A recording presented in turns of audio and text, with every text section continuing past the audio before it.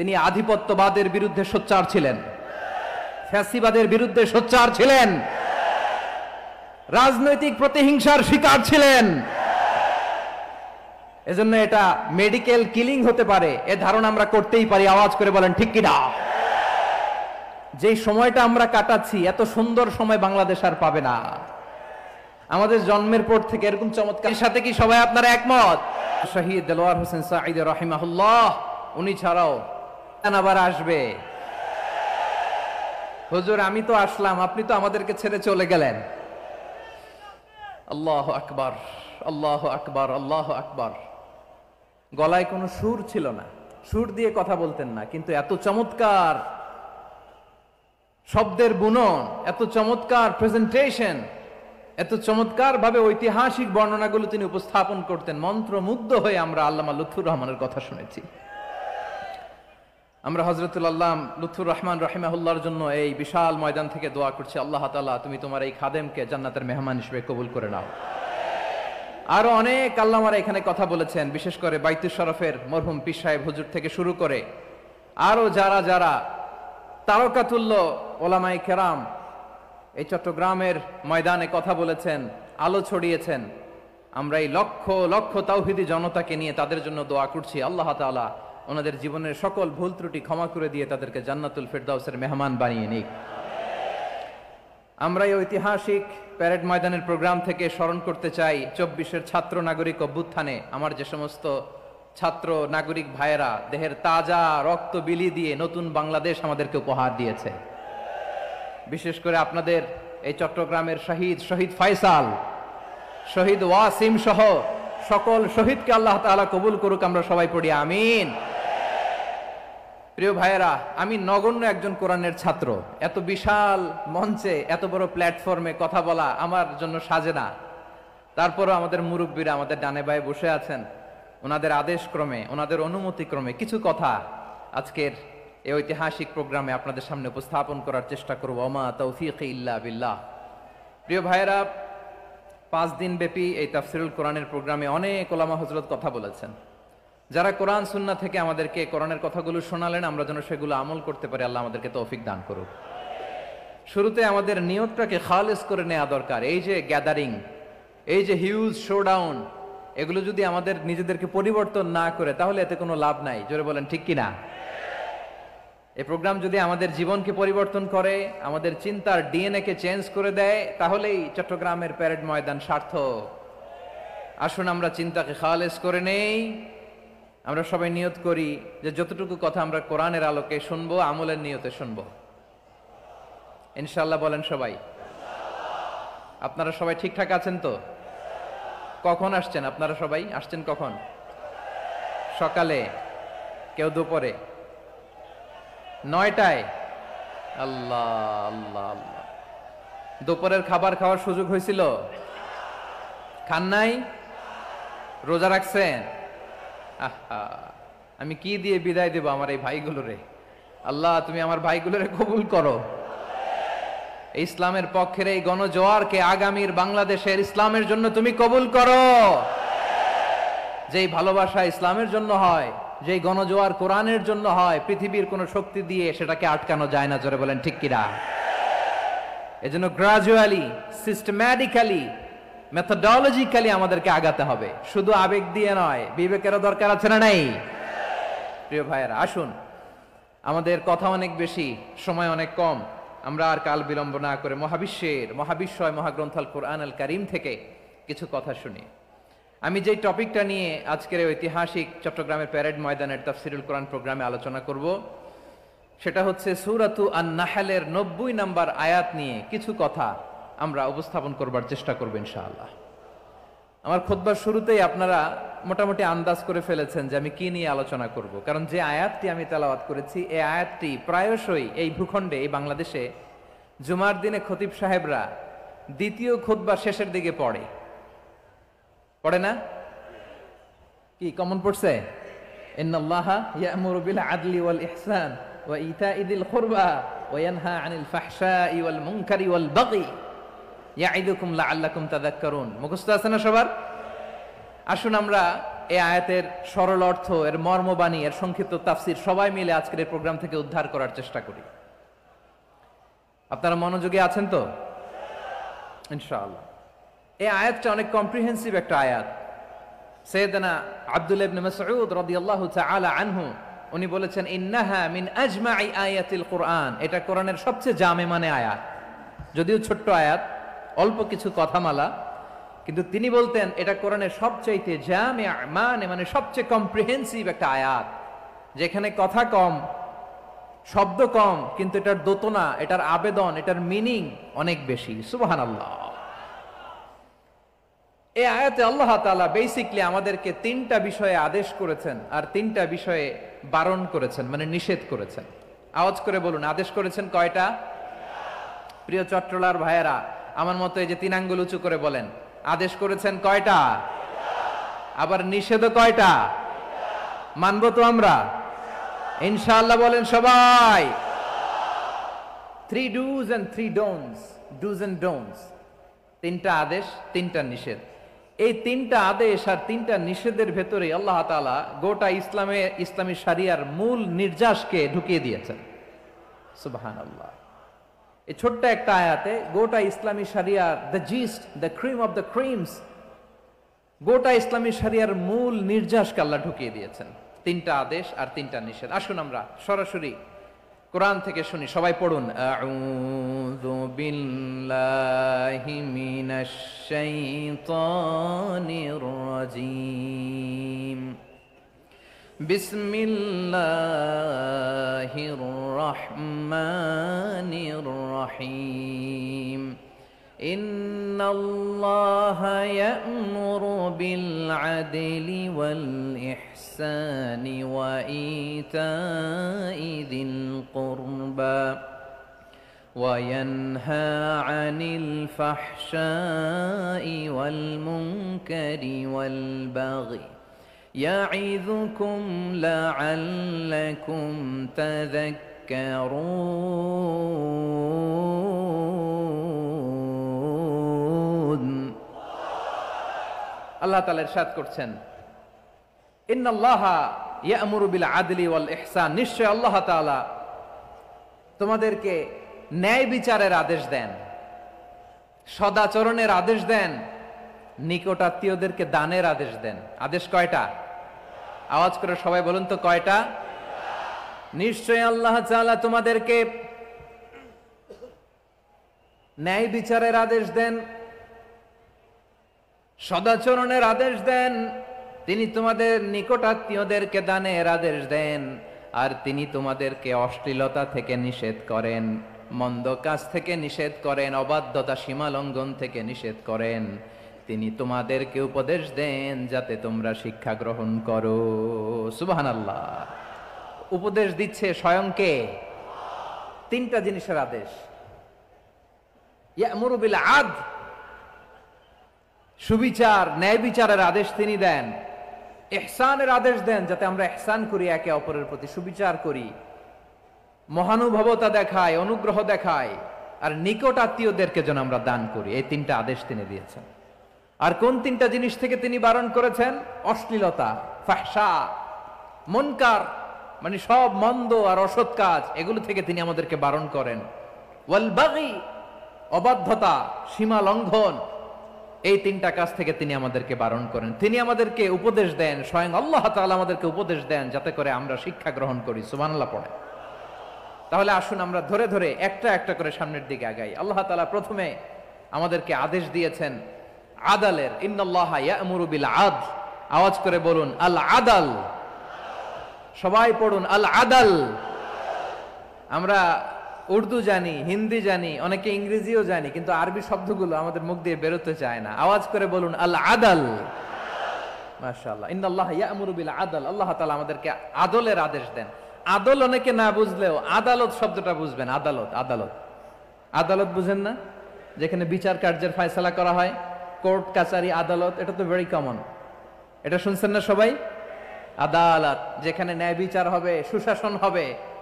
কিন্তু ভাগ্যের কি নির্মম পরিহাস, ওখান থেকে মিথ্যা সাক্ষী দিয়ে মনমতো রায় দিয়ে দেয়া হয়। এগুলোর পরিবর্তন হওয়ার দরকার আছে না নাই? প্রিয় ভাইয়েরা, আদালত, আল আদ, ইংরেজিতে বলে জাস্টিস, ন্যায় বিচার, সুবিচার, সুশাসন, জাস্টিস, আল আদাল, সব জায়গায় এই জাস্টিস থাকা দরকার। Justice should be prevailed in the society. The mission of all prophet was to uphold the justice. সব নবীর মিশন ছিল এই জাস্টিসকে, আদালকে, সুশাসন আর সুবিচারকে নিশ্চিত করা। পড়েন সুবহানাল্লাহ। And the core message of every divine scripture was to uphold justice. পৃথিবীর সব আসমানি কিতাবের মূল শিক্ষা ছিল এই জাস্টিসকে সমাজে এনশিওর করা, সুবিচার, সুশাসনকে এনশিওর করা। তাহলে প্রিয় ভাইরা, আমরা বুঝতে পারলাম আল আদ শব্দের মানে হচ্ছে ইনসাফ বা সুবিচার বা ন্যায় বিচার। এটা হচ্ছে একটা general meaning, very general meaning. আপনি যদি ইন ডেপথ বুঝতে চান, আরো ভেতরে যান, তাহলে আদাল মানে হচ্ছে সমন্বয়, আদাল মানে হচ্ছে ভারসাম্য, ব্যালেন্স। আদাল মানে হচ্ছে মধ্যম পন্থা। সুবহানাল্লাহ পড়েন। কারণ সব সময় সমান সমান হইলেই সুবিচার হয় না। কথা কি বুঝতেছেন? ইসলামের দ্য কনসেপ্ট অফ আদাল, এটা এমন আদাল, এটা সব সময় সমান সমান নয়। যখন সমান সমান দেয়া দরকার, ইসলাম সমান সমান দেয়। যখন ব্যালেন্স করা দরকার, চেক এন্ড ব্যালেন্স, সমন্বয়, ভারসাম্য করা দরকার, তখন ইসলাম ভারসাম্য করে দেয়। এটার নাম আদাল। সুবহানাল্লাহ। সহজ করে আপনাদেরকে বুঝাই। যেমন ধরুন, একটা পরিবারের 3 জন সদস্য, স্বামী, স্ত্রী আর সন্তান।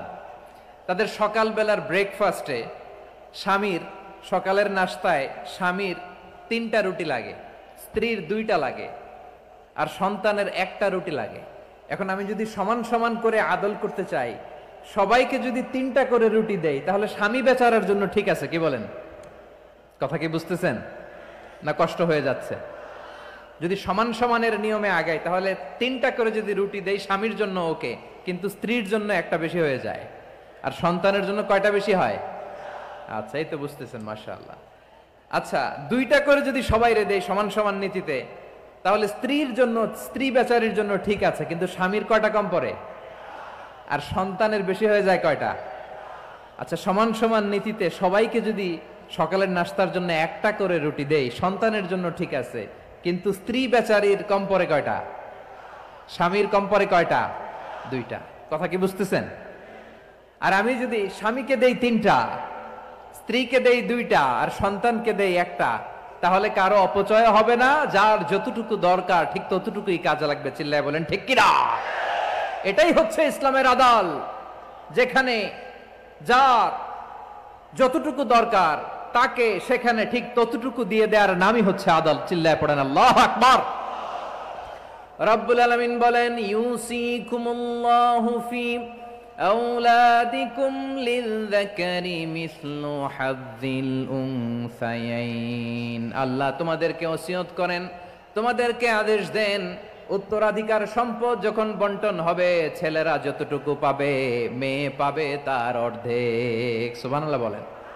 দেখেন, ছেলে যদ্দূর, মেয়ে অর্ধেক, ছেলে ডবল পাবে। আপাত দৃষ্টিতে মনে হয় এখানে অবিচার হয়েছে, কিন্তু আসলে কি অবিচার হয়েছে? আপনি বিয়ের ক্ষেত্রে যান, ওইখানে আবার ছেলে মোহরানা দেয়, মেয়ে সেখানে মোহরানা পায়। তাহলে চেক এন্ড ব্যালেন্স, ভারসাম্য, ব্যালেন্স, মধ্যম পন্থা এখানে আছে না নাই? এটাই হচ্ছে ইসলামের আদল। আল্লাহ তাআলা এই আদলের আদেশ দিয়েছেন, সুবিচার, ন্যায় বিচার, সুশাসন এবং ভারসাম্যের আদেশ দিয়েছেন। প্রিয় ভাইয়েরা, একটি শান্তিময় সমাজ, একটা সমৃদ্ধ সমাজ, একটা মানবিক সমাজ যদি আমরা পেতে চাই, এই আয়াতের মধ্যে যতগুলো পয়েন্ট আছে সবগুলোর বাস্তবায়ন লাগবে। কথা বুঝতে পেরেছেন? বলেন, আওয়াজ করে বলেন, আমরা একটা শান্তির সমাজ চাই কি চাই না? আমরা একটা সমৃদ্ধ বাংলাদেশ চাই কি চাই না? আমরা একটা মানবিক বাংলাদেশ চাই কি চাই না? এই আয়াতে আল্লাহ তাআলা একটা মানবিক সমাজের রূপরেখা টেনেছেন। তার প্রথম কথা হচ্ছে, ইন্নাল্লাহা ইয়ামুরু বিল আদল। আল্লাহ তাআলা তোমাদেরকে আদলের নির্দেশনা দেয়, সুবিচার, সুশাসনের নির্দেশনা দেয়। যে সমাজে আদল থাকে না, সেই সমাজে জুলুম মানুষের ঘাড়ে চেপে বসে। আদলের বিপরীত হচ্ছে জুলুম। আদলের বিপরীত কি? জুলুম বা জাওর, অত্যাচার, অবিচার, বৈষম্য। এই যে বৈষম্য বিরোধী ছাত্র আন্দোলন কেমন পড়ছে? এই যে একজন সমন্বয়ক তো দেখা করলো আমার সাথে, জুলুম মানে হচ্ছে বৈষম্য। বৈষম্যের স্থান ইসলামে নাই, অবিচারের স্থান ইসলামে নাই, জুলুমের স্থান ইসলামে নাই। আল্লাহ তাআলা বলেন যে আমি জুলুমকে নিজের জন্য হারাম করেছি এবং তোমাদের জন্য হারাম করেছি। বিশ্বনবী ফরমান, আল্লাহ তাআলা বলেন হাদিসে কুদসিতে, ইয়া ইবাদি ইন্নী হারামতুয যুলমা আলা নাফসি ওয়া জাআলতুহু বাইনাকুম মুহাররামান ফালা তাযালামু। আমার গোলামেরা শোনো, নিশ্চয় আমি আল্লাহ তাআলা জুলুমকে আমি আমার উপরে হারাম করেছি, অনুরূপভাবে জুলুম করাকে তোমাদের উপরেও হারাম করেছি। ফলে ফালা তাযালামু, তোমরা একে অপরের সাথে জুলুম করো না। নির্দেশনাটা কার? খবরদার, জুলুমের সাথে আমাদের কোনো সম্পর্ক নাই। আল্লাহ তাআলা আদলের আদেশ দিয়েছেন, আদালতের আদেশ দিয়েছেন, সুশাসনের ন্যায় বিচারের আদেশ দিয়েছেন। ইন্নাল্লাহা ইয়ামুরু বিল আদল, আমাদেরকে আদল প্রতিষ্ঠা করতে হবে। জুলুমের সাথে ইসলামের কোনো সম্পর্ক নাই। আল্লাহ তাআলা জালিমদের জন্য কঠিন শাস্তি প্রস্তুত করে রেখেছেন। যারা এই আদলকে ভুলুণ্ঠিত করে জুলুমের রাস্তায় হাঁটতে চায়, তাদের প্রাপ্য কিয়ামতের ময়দানে বুঝিয়ে দিবে কে? আল্লাহ তাআলা তাদের প্রাপ্যকে বুঝিয়ে দিবেন। এজন্য বিশ্বনবী বলে, খবরদার, তোমরা ইনসাফ করবে, আদল করবে, জুলুম করবে না। আয-যুলমু যুলুমাতুন ইয়াউমাল কিয়ামা, জুলুম কিয়ামতের দিন অন্ধকার হয়ে জালিমের ঘাড়ে চেপে বসবে। আবার বিশ্বনবী বলতেন, ইত্তাকি দাওয়াতাল মাজলুম, খবরদার, তোমরা মজলুমের কান্নাকে ভয় করো। ফাইন্নাহু লাইসা বাইনাহু ওয়া বাইনাল্লাহি হিজাব, কেননা মজলুমের কান্নার মাঝে আর আল্লাহর আরশের মাঝে কোনো পর্দা থাকে না। বিশ্বাস হয়? এই কথা বিশ্বাস হয়? এর জলজ্যান্ত প্রমাণ তো আমরা নিজেরাই দেখলাম। হ্যাঁ, মজলুমের কান্না ফুলে ফেপে মহিরুহ হয়ে পাহাড়ের মতো হয়ে বিস্ফোরিত হয়ে জালিমের মসনদকে ছারখার করে দিয়েছে। এর প্রমাণ তো আমরা নিজেরাই তো দেখলাম। জালিমের পরিণতি কি হয় আমরা জীবদ্দশাই তো দেখলাম। এমনও কোনো জুলুম নাই যে হয় নাই, ঠিক কিনা বলেন? আহারে জুলুম, আহারে জুলুম। রিসেন্টলি আয়না ঘরের কিছু ছবি প্রকাশিত হয়েছে সোশ্যাল মিডিয়ায়, দেখেছেন আপনারা? হ্যাঁ, ছোট্ট একটা জায়গা, স্বাধীন মানুষকে প্রাণীর মতো, পাখির মতো খাঁচায় বন্দি করে রেখেছে। কখন দিন কখন রাত কিচ্ছু জানে না, কখন দিন কখন রাত কিছু জানে না। বছরের পর বছর কেটে গিয়েছে। এক্সট্রা জুডিশিয়াল কিলিং এর কোনো হিসাব নাই, বিচার বহির্ভূত হত্যা, এনফোর্স ডিসঅ্যাপিয়ারেন্স, গুম, যেটা সবচাইতে বড় মানবতা বিরোধী অপরাধ। কত মানুষ যে গুম হয়েছে তার কোনো ইয়ত্তা নাই। যেই ফ্যামিলির সদস্য গুম হয়েছে তারা কি ওই লোকটার জন্য মাগফিরাতের দোয়া করবে নাকি সুস্বাস্থ্যের দোয়া করবে তারা নিজেরাও জানতো না, কারণ জানে না ও বেঁচে আছে না মরে গেছে। আহা, বিডিআর নওজওয়ানদের যারা ছাড়া পেল দেখলাম, বিনা অপরাধে, কোনো অন্যায় ছাড়া, অপরাধ ছাড়া তাদের জীবন থেকে, তাদের তারুণ্যের, তাদের যৌবনের 15 বছর, 16 বছর, 17 বছর নাই। 6 মাস বয়সের ছোট বাচ্চাকে রেখে জেলে গেছে। 6 মাসের মেয়ে বেরোয় দেখে মেয়ের বয়স 17 বছর। মেয়ে বাবারে চিনে না, বাবা মেয়েরে চিনে না। মেয়েকে এখন বিয়ে দিয়ে আরেক ছেলের হাতে তুলে দিবে। মেয়ের শৈশব বাবা দেখে নাই, মেয়ের কৈশোর বাবা দেখে নাই, মেয়ের তারুণ্য দেখে নাই।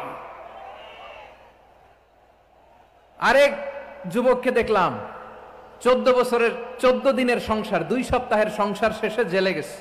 কত যুবকের যে স্ত্রী চলে গিয়েছে ফ্যামিলি ছেড়ে, কারণ জানে না তো কবে আসবে, কি হবে, কেউ জানতো না।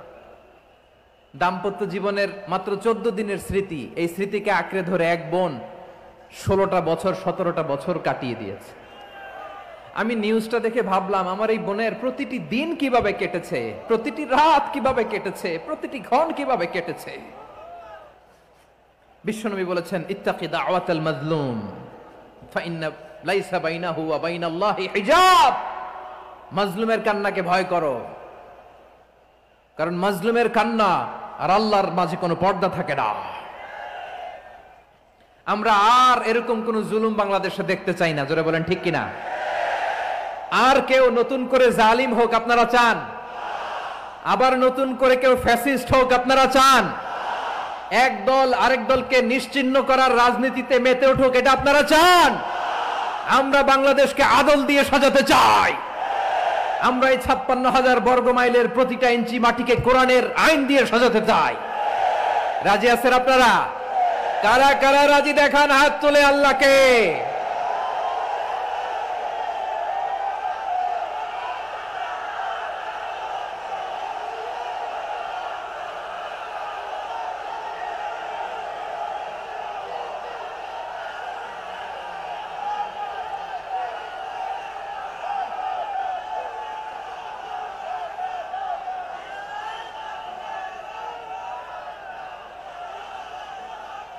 বসুন আমার প্রিয় বীর চট্টলার তৌহিদি মুসলমান, আমরা আর নতুন করে কেউ জালিম হোক এটা চাই না, নতুন করে আবার কেউ ফ্যাসিস্ট হোক আমরা চাই না, এক দল আরেক দলকে নিশ্চিহ্ন করার রাজনীতি করুক আমরা চাই না।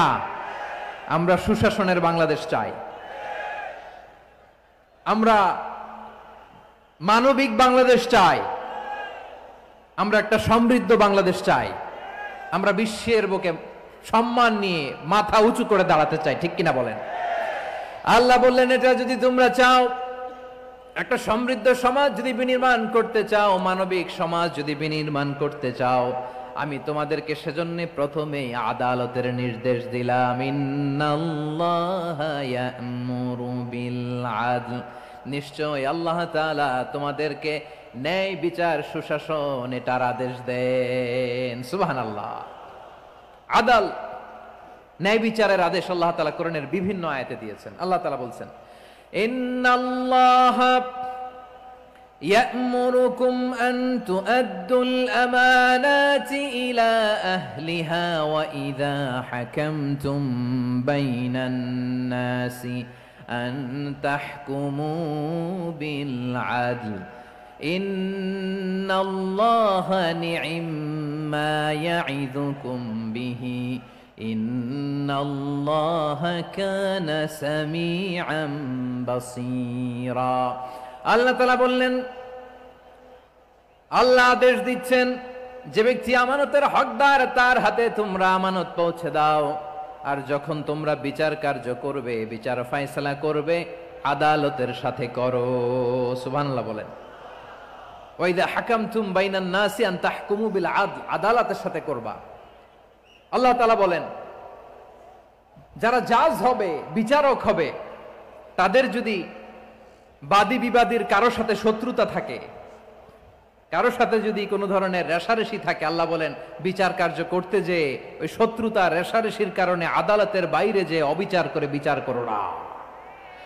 ওয়ালা ইয়াজরিমান্নাকুম শানাআনু কওমিন আলা আল্লা তা'দিলু ই'দিলু হুয়া আকরাবু লিত্তাকওয়া ওয়াত্তাকুল্লাহা ইন্নাল্লাহা খাবীরুম বিমা তা'মালুন। খবরদার কোন জাতির প্রতি, কোন গোষ্ঠীর প্রতি, কোন গোত্রের প্রতি আক্রোশ যেন তোমাদেরকে ন্যায় বিচার থেকে দূরে সরিয়ে না দেয়, বরং আমি আল্লাহর আদেশ হলো ই'দিলু, তোমরা আদল করো, ন্যায় বিচার করো, সুবিচার করো, সুশাসন প্রতিষ্ঠা করো। হুয়া আকরাবু লিত্তাকওয়া, এটাই তাকওয়ার সবচেয়ে কাছাকাছি। সুবহানাল্লাহ বলেন।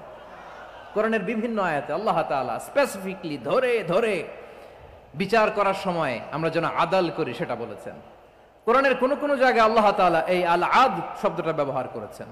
আবার একই জিনিস ইনসাফ, সুবিচার, সুশাসন, ন্যায় বিচার, ন্যায় পরায়ণতা বুঝাতে আল্লাহ তাআলা কখনো কখনো আল কিসত শব্দটা ব্যবহার করেছেন। আওয়াজ করে সবাই বলুন আল কিসত। প্রিয় ভাইরা সবাই আওয়াজ করে আমার সাথে সাথে বলুন আল কিসত। আল্লাহ তাআলা বলেন ওয়া ইন হাকামতা ফাহকুম বাইনাহুম বিল কিসতি ইন্নাল্লাহা ইউহিব্বুল মুকসিতিন।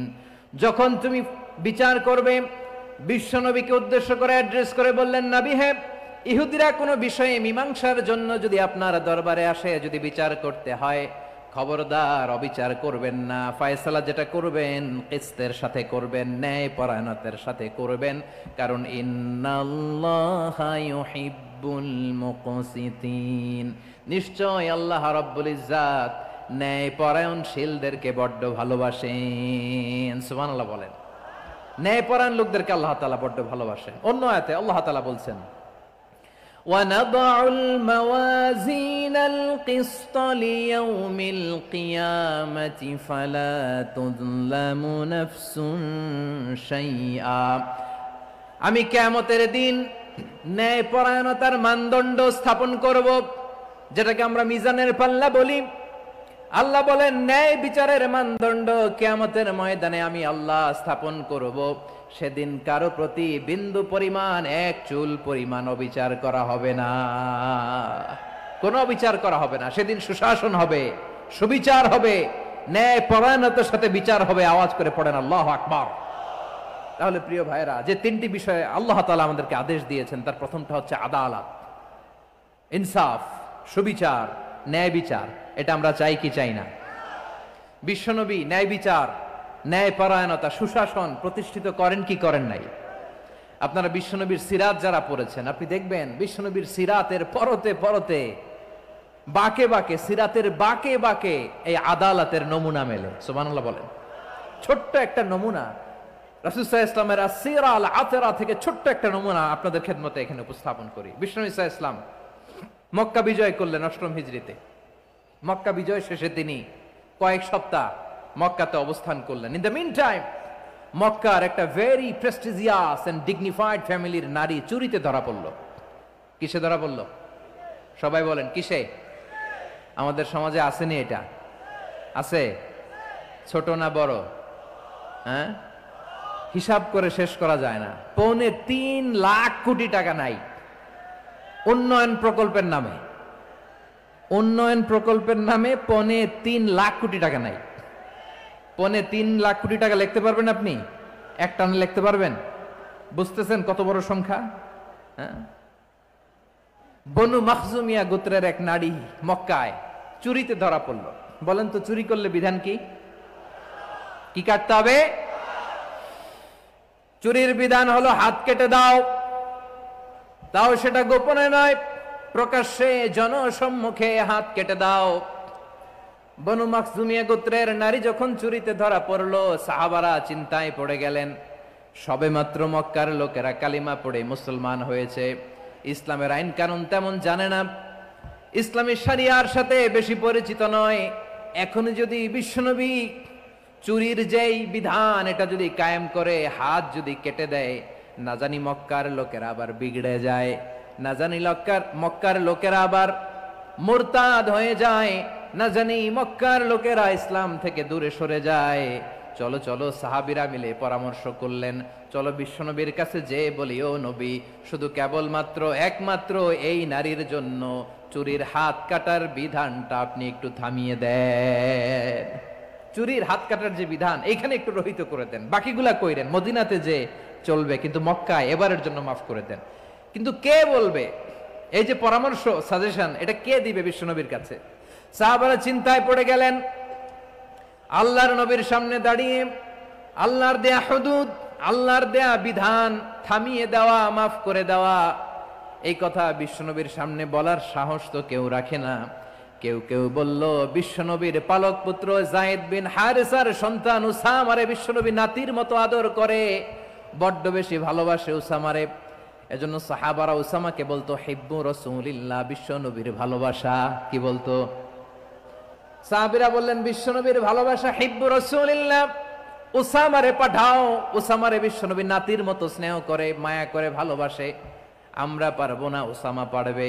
সবাই মিলে ফুলিয়ে ফুসিয়ে ওসামাকে, ছোট্ট ওসামাকে রাজি করালো। ওসামা এমন এমন কথা যে তুমি বিশ্বনবীর কাছে বলতে হবে, পারবা নাকি? ওসামা বলে পারবো। সাইয়েদনা ওসামা রাদিয়াল্লাহু তাআলা আনহু তরুণ সাহাবী বিশ্বনবীর কাছে গেলেন, যে বললেন, নবী, বনু মাখজুমিয়া গোত্রের এক নারী চুরিতে ধরা পড়েছে, এবারের জন্য কি এই মহিলাটারে মাফ করে দিলে হয় না? এবারের জন্য একটু ক্ষমা করা যায় না নবী? বিশ্বনবী বলেন, আতাশফাউ ফি হাদ্দিম মিন হুদুদিল্লাহ, তোমার এত বড় সাহস উসামা, তুমি আল্লাহর হাত, আল্লাহর দেয়া বিধান, এটার ব্যাপারে সুপারিশ করতে এসেছো? তোমরা কি জানো তোমাদের আগে যত কওম, যত গোত্র, যত জনপদ ধ্বংস হয়েছে তার কারণ ছিল তাদের মধ্যে গরিবরা অন্যায় করলে তারা বিচার করত, আর ধনীরা অন্যায় করলে তারা মাফ করে দিত। খবরদার, ওয়া আইমুল্লাহ লাউ আন্না ফাতিমাতা বিনতি মুহাম্মাদিন সারাকাত লাকাতা মুহাম্মাদুন ইয়াদাহা। বিশ্বনবী বললেন, আরে ওসামা, বানু মাখজুমিয়ার ওই প্রেস্টিজিয়াস এন্ড ডিগনিফাইড ফ্যামিলির মেয়ে তো দূর কি বাত, অনেক দূরের কথা। জেনে রেখো ওসামা, আমার কলিজার টুকরা নয়নের পুটুলি ফাতেমাও যদি মক্কার জমিনে আজকে এই চুরির দায়ে ধরা পড়তো, আমি বিশ্বনবী মুহাম্মাদুর রাসূলুল্লাহ ধরে ফাতেমার ডান হাতটা কেটে দিতে এক বিলম্ব দেরি করতাম না। ইন্নাল্লাহা ইয়া'মুরু বিল আদল, আমাদেরকে জাস্টিস শিখায় পশ্চিমারা, আমাদেরকে ইনসাফ শিখায়, আমাদেরকে সুশাসন শিখায়। আর ইনসাফ, সুশাসন, ন্যায় বিচার, সুবিচার, জাস্টিস কারে বলে বিশ্বনবীর বায়োগ্রাফি থেকে জেনে নাও। এই ছিল বিষ্ণু ঈসা ইসলামের আদালতের নমুনা। আপনি যদি সাইয়েদনা ওমরে ফারুকের জীবনের দিকে তাকান, এমন কঠোর, এমন বীর সেনানী ছিলেন। সাইয়েদনা ওমরে ফারুক যদি রাস্তার এই মাথা দিয়ে হাঁটা শুরু করতেন, শয়তান ওমরে ফারুককে দেখলে ওই রাস্তা রেখে দিয়ে অন্য রাস্তা দিয়ে হাঁটতো। সুবহানাল্লাহ। ওমরে ফারুক রাদিয়াল্লাহু তাআলা আনহু কি পার্সোনালিটি ছিল, কি পার্সোনালিটি। আমাদের এলাকায় ছোট বাচ্চারা রাতে ভাত খেতে চায় না, আমার মেয়েটাও খেতে চায় না। এই এটা দিব, ওইটা দিব, আজকে মাহফিলে আসার সময় বলে দিছে লিস্ট করে এটা এটা আনতে হবে। তো ছোট্ট বাচ্চাদের অনেক বায়না থাকে, ওরা রাতে খেতে চায় না। তো মায়েরা বিভিন্ন ভয় দেখায়, এই বাঘ আসবে, বাঘ আসবে খাও, এই ভূত আসবে, ভূত আসবে খাও। আপনারা কি বলেন চট্টগ্রামে? কি আসবে? হ্যাঁ, ভূত, ভূত, ভূত আসবে, বাঘ আসবে, খাও খাও খাও, তাড়াতাড়ি খাও। তো বাচ্চারা এগুলো শুনে ভয়ে খেতে শুরু করে। মদিনার জমিনেও একই ঘটনা ঘটতো। মদিনার ছোট্ট ছোট্ট সোনামণিরা খেতে চাইতো না, তো মায়েরা বলতো, হা হুয়া ইয়াতি উমর, হা হুয়া ইয়াতি উমর, ওই যে উমর আসতেছে, উমর। ওমরে ফারুকের কথা শুনলেই বাচ্চারা একেবারে ঠান্ডা। সুবহানাল্লাহ পড়বেন না? প্রভু তুমি বলেছ রাসূল দেবে না, বলনি দেবে না ওমর, বলনি দেবে না হামজা তারিক, খালিদ বিজয় সমর। প্রভু তুমি বলেছ রাসূল দেবে না, বলনি দেবে না ওমর, বলনি দেবে না হামজা তারিক, খালিদ বিজয় সমর। প্রভু তুমি বলেছ রাসূল দেবে না। আল্লাহু আকবার। ওমর ফারুক রাদিয়াল্লাহু তাআলা আনহু, ওনার কথা শুনলে গায়ের মধ্যে গুজবাম হয়, গায়ের পশমগুলো দাঁড়িয়ে যায়। সুবহানাল্লাহ বলেন। কি পার্সোনালিটি ছিল, কি ব্যক্তিত্ব ছিল। মুনাফিকরা ওমর ফারুককে জমের মতো ভয় পেতেন। শয়তান, খুদ শয়তান এই রাস্তা দিয়ে আসলে শয়তান অন্য রাস্তা দিয়ে হাঁটতো। ওমর ফারুক রাদিয়াল্লাহু তাআলা আনহুর জীবনে যদি দেখেন, তাহলে সেখানে আপনি আদালতের, ইনসাফের, সুশাসনের, জাস্টিসের নমুনা দেখতে পাবেন। কয়টা শুনবেন? সাইয়েদনা ওমর ফারুকের রাদিয়াল্লাহু তাআলা আনহুর সন্তান আব্দুর রহমান মিশরে মদ খেয়ে মদ্যপ অবস্থায় ধরা পড়েছে। মদ খাওয়ার কারণে, মদ যদি কেউ পান করে আর যদি প্রমাণিত হয়, তার বিচার হলো 80 বেত। আওয়াজ করে বলেন কয় বেত? বাংলাদেশেও তো এই আইন আছে নাকি? বাংলাদেশে আছে? হ্যাঁ, মদ খাইলে 80 বেত, এই আইন বাংলাদেশে চালু হোক। আমরা চাই কি চাই না? চাই সবাই। এজন্যই তো ইসলাম ভাল লাগে না। ইসলামকে ভাল লাগে না, ইসলামকে আউট করে রাখতে পারলেই তো এরকম বড় বড় বোতল খাওয়া যায়। একেবারে সহজ, পানির মতো সহজ, হিসাব একেবারে সহজ। ওমর ফারুক রাদিয়াল্লাহু তাআলা আনহুর ছেলে ভুল করে মদ পান করে ফেলেছিলেন। আব্দুর রহমান, ঘটনা ঘটেছে মিশরে। মিশরের গভর্নর তখন আমর ইবনুল আস রাদিয়াল্লাহু তাআলা আনহু। আব্দুর রহমানের ভাই যে গভর্নরকে বলল, গভর্নর যদি একটু দয়া করেন, খলিফার ছেলে আমার ভাই আব্দুর রহমান মদ্যপ অবস্থায় ধরা পড়েছে, জনসম্মুখে যদি আপনি বেত্রাঘাত করেন আমাদের প্রেস্টিজ থাকে না, যদি 80 বেত আপনি মারেন আমার কোনো কথা নাই, কিন্তু ঘরের ভেতরে মারেন। আব্দুর রহমানের ভাইয়ের সুপারিশ শুনে সাইয়েদনা আমর ইবনুল আস রাদিয়াল্লাহু তাআলা আনহু রাজি হয়ে গেলেন। ঘরের ভেতরে লোকচক্ষুর আড়ালে 80 বেত তিনি মানলেন। কিন্তু ঘটনাক্রমে এই কথা লুকিয়ে লুকিয়ে ঘরের ভেতরে 80 বেত মারার কথা সাইয়েদনা ওমর ফারুক মদিনা থেকে জানতে পারলেন। মদিনা থেকে তিনি ফরমান জারি করলেন, এই বিচার যেমনটি আমর ইবনুল আস আদায় করেছে এটা প্রকৃতপক্ষে আদায় হয় নাই। আসো সবাই মদিনায় আসো, আমর ইবনুল আস মদিনায় আসো, আব্দুর রহমানও আসো, সবাই আসো, জনসম্মুখে এই বিচার কার্যকর করতে হবে। সাইয়েদনা ওমর ফারুক মসজিদে নববীর পিলারের মধ্যে নিজের ছেলেকে বাঁধলেন, আবার জনসম্মুখে 80টা বেত তার গায়ের মধ্যে মারলেন। মাজমুয়ে ফাতাওয়া ইবনে তাইমিয়া রাহিমাহুল্লাহ উনি এটা নকল করেছেন। এটা সবচেয়ে বিশুদ্ধ মত। আর অনেক মত আছে, মারা গেছে কবরের উপর, ওগুলো বাদই দিলাম। কেমন খলিফা ছিলেন, কেমন খলিফা! পশ্চিমারা তোমরা জাস্টিস আমাদেরকে শেখাও, ইনসাফ কারে বলে সুশাসন আমাদেরকে তোমরা শিখাও। ওমরে ফারুক রাদিয়াল্লাহু তাআলা আনহু ওই বিচারকে তিনি ধর্তব্য মনে করেন নাই। মদিনাতে এনে আবার জনসম্মুখে আবার 80 বেত মেরেছেন। মিশরে ওমরে ফারুক রাদিয়াল্লাহু তাআলা আনহু আমর ইবনুল আসকে গভর্নর করে পাঠালেন। সেখানে আমর ইবনুল আসের ছেলে একটা প্রতিযোগিতায় রানার আপ হয়েছে। এক মিশরি সেখানে চ্যাম্পিয়ন হয়েছে। রানার আপ বুঝতে পেরেছেন তো?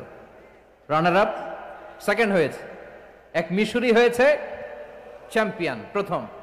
কিন্তু গভর্নরের ছেলে ও জিততে পারে নাই। ও রাগে ওই মিশরির গায়ের মধ্যে কয়েকটা লাঠি দিয়ে বাড়ি মেরেছে। মিশরি যে মদিনাতে ওমরে ফারুকের কাছে বিচার দিলেন, আপনার গভর্নরের ছেলে অন্যায়ভাবে আমার গায়ে হাত তুলেছে। সাইয়েদনা ওমরে ফারুক আবার ফরমান জারি করলেন, আসো মদিনাতে আসো। মিশরীকে ডাকলেন। ওই মিশরের গভর্নর আমর ইবনুল আস রাদিয়াল্লাহু তাআলা আনহুকে ডাকলেন, তার ছেলেকেও ডাকলেন। সবাই বসে রইল। আমর ইবনুল আস রাদিয়াল্লাহু তাআলা আনহু মাথা নিচু করে বসে আছেন, লজ্জায় কাচুমাচু। হায় হায়, আজকে আমার ছেলের কারণে আমিরুল মুমিনিন খলিফাতুল মুসলিমিন ওমরে ফারুকের কাছে আমি জনসম্মুখে লজ্জিত হচ্ছি। সাইয়েদনা ওমরে ফারুক বললেন, এই নাও লাঠি, গভর্নরের ছেলে তোমার মাথার মধ্যে যতগুলো বাড়ি মেরেছে আজকে জনসম্মুখে তুমি অতগুলা বাড়ি মারো। মিশরি বলে, থাক, আপনি যে ডেকে আনছেন সবার সামনে এটা বলছেন, এতেই আমি খুশি। আল্লাহু আকবার! আপনার মহানুভবতা দেখে আমি খুশি, আর অপমানের দরকার নাই। ওমরে ফারুক বলে, না, খবরদার, এই কথা মিশরি তুমি বলো না, মারো, যতগুলা বাড়ি মেরেছে মারো। বাধ্য হয়ে মিশরি আমর ইবনুল আসের সামনে ওনার কলিজার টুকরা সন্তানের মাথার মধ্যে বাড়ি মারতে আরম্ভ করলেন। ঠিক যতগুলা বাড়ি গভর্নরের ছেলে আমর ইবনুল আসের ছেলে মিশরির গায়ে মেরেছিল, মাথায় মেরেছিল, মিশরি গুনে গুনে ততটা মারলেন। এই দৃশ্য দেখে ওমরে ফারুক রেগে মেগে আগুন, রাগের চোটে রাগ সামলাতে না পেরে আর নিজেকে সামলাতে না পেরে মিশরিরে বললেন, ছেলেরে মারা শেষ হয়ে গেলে এবার বাবার টাক মাথার মধ্যে কয়েকটা বাড়ি মার। রাগের চোটে, আউট অফ অ্যাঙ্গার, রাগের চোটে যে আমার পাঠানো গভর্নর আমর ইবনুল আস তার ছেলেকে কেন আদব তারবিয়া কেন শিক্ষা দিতে পারে না। ছেলেরে মারা হইলে এবার আমর ইবনুল আসের মাথার মধ্যে দুইটা মারো। এটা রাগে বলেছেন, এটা শাস্তি হিসেবে না। সুবহানাল্লাহ পড়ে। তোমরা আমাদেরকে সুশাসন শিখাও, আমাদেরকে সুশাসন শিখাও। বিশ্বনবী বলেন, আদাল এটা যেন তেন বিষয় না, এটা দিয়েই মানবিক সমাজ গড়তে হবে।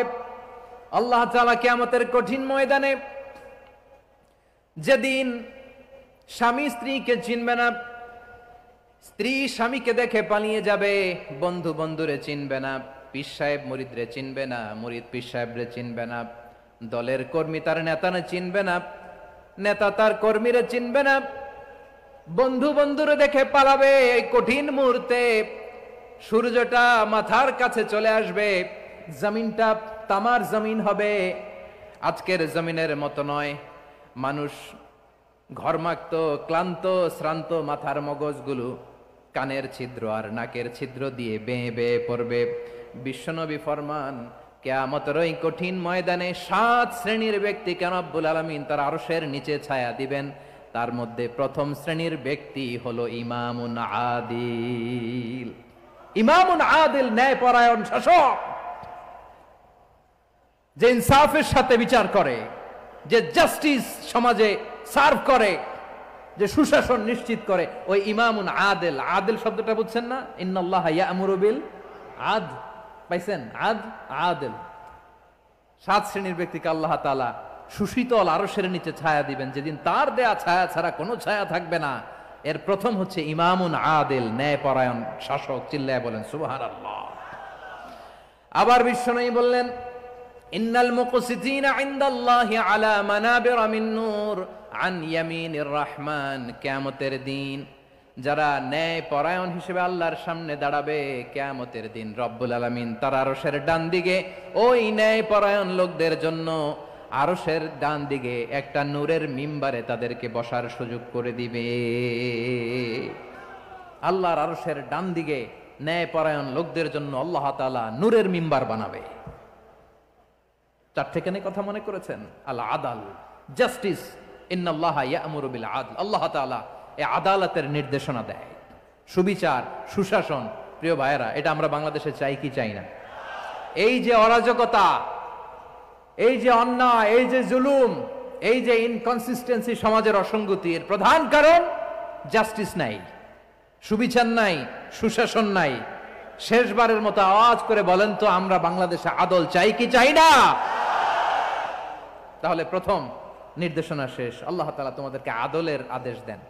এরপরে আল্লাহ বললেন, আমি তোমাদেরকে ইহসানের আদেশ দেই। ইন্নাল্লাহা ইয়া'মুরু বিল আদলি ওয়াল ইহসান। আমি তোমাদেরকে যেমনি আদলের নির্দেশনা দেই, তেমনি ভাবে তোমাদেরকে ইহসানের নির্দেশনা দেই। ইহসান, আওয়াজ করে সবাই বলেন তো ইহসান। সবাই বলেননি? সবাই বললে এতটুকু আওয়াজ হবে আমি বিশ্বাস করি না। আওয়াজ করে বলুন আল ইহসান। ইহসান মানে কারো প্রতি সফট হার্টেড হওয়া, মহানুভব হওয়া, অনুগ্রহ পরায়ণ হওয়া, অনুগ্রহশীল হওয়া, একে অপরের প্রতি দয়াদ্র হওয়া। একে অপরের প্রতি দয়াদ্র, অনুগ্রহশীল হওয়া ছাড়া মানবিক সমাজ কশিনকালেও গঠন করা সম্ভব না। প্রিয় ভাইয়েরা, সুন্দর আচরণ দিয়ে, ইহসান দিয়ে যা জয় করা যায়, নরম আচরণ দিয়ে যেটা অর্জন করা যায়, কঠোরতা দিয়ে সেটা পারা যায় না। বিষ্ণু ঈসা ইসলাম ইহসান দিয়ে, কোমল আচরণ দিয়ে, তার অনুগ্রহ দিয়ে তিনি অনেক কাফিরের হৃদয়কে জয় করে ফেলেছেন। সাইয়েদনা সুমামা ইবনে উসাল রাদিয়াল্লাহু তাআলা আনহুর কথা মনে পড়ে যায়। তিনি ছিলেন ইয়ামামার বাদশা। মদিনাতে বিশ্বনবীকে হত্যা করার নিয়তে এসেছিলেন। গোপনে গোপনে বিশ্বনবীকে হত্যা করে আবার ইয়ামামাতে তিনি ফিরে যাবেন। কিন্তু কি অবাক করা কাণ্ড, হত্যা করতে পারে নাই, সাহাবাদের হাতে তিনি ধরা পড়ে গেলেন। সাইয়েদনা সুমামা ইবনে উসাল রাদিয়াল্লাহু তাআলা আনহু হত্যার নিয়তে আসলেন, কিন্তু হত্যা করতে পারলেন না। সাহাবারা ওনাকে ধরে ফেললেন, ধরে মসজিদে নববীর পিলারের মধ্যে বেঁধে রাখলেন। সুমামা ইবনে উসাল, সিরাত থেকে শুনেন, সিরাত থেকে শোনাচ্ছি। রাদিয়াল্লাহু তাআলা আনহু ইয়ামামার অধিপতি ছিলেন। ইয়ামামা বিশ্বনবীকে হত্যার জন্য আসছেন, ধরা পড়ে গেছেন, এখন মসজিদে নববীতে বেঁধে রাখছে, তার মানে বন্দী। এখন স্ট্যাটাস কি? বন্দী, ক্যাপটিভ। বিষ্ণু ঈসা ইসলাম সাহাবাদেরকে বললেন, তার খোঁজ খবর নিও, সুমামা ইবনে উসালের খোঁজ খবর নিও। সাহাবার বলেন, ইয়া রাসূলুল্লাহ, আপনাকে হত্যা করতে এসেছে, তার তো কঠিন ক্যাপিটাল পানিশমেন্ট হওয়া দরকার, কঠিন শাস্তি হওয়া দরকার। বিশ্বনবী বললেন, না, আমি যেটা জানি তোমরা সেটা জানো না, তোমরা সুমামার সাথে ভালো আচরণ করো। বিশ্বনবী সুমামার কাছে গেলেন। প্রথম দিন যে তিনি কালেমার দাওয়াত দিলেন, ইমানের দাওয়াত দিলেন, ইসলামের দাওয়াত দিলেন, রিসালাতের দাওয়াত দিলেন, আখিরাতের দাওয়াত দিলেন। পরের দিন যে বিশ্বনবী সালাতের দাওয়াত দিলেন, যাকাতের দাওয়াত দিলেন, ইসলাম কি, কিভাবে, কেমন করে পালন করতে হয় চমৎকার আর্টিকুলেট করতে শুরু করলেন। তন্ময় হয়ে সুমামা ইবনে উসাল রাদিয়াল্লাহু তাআলা আনহু বিশ্বনবীর কথাগুলো শুনতে আরম্ভ করলো।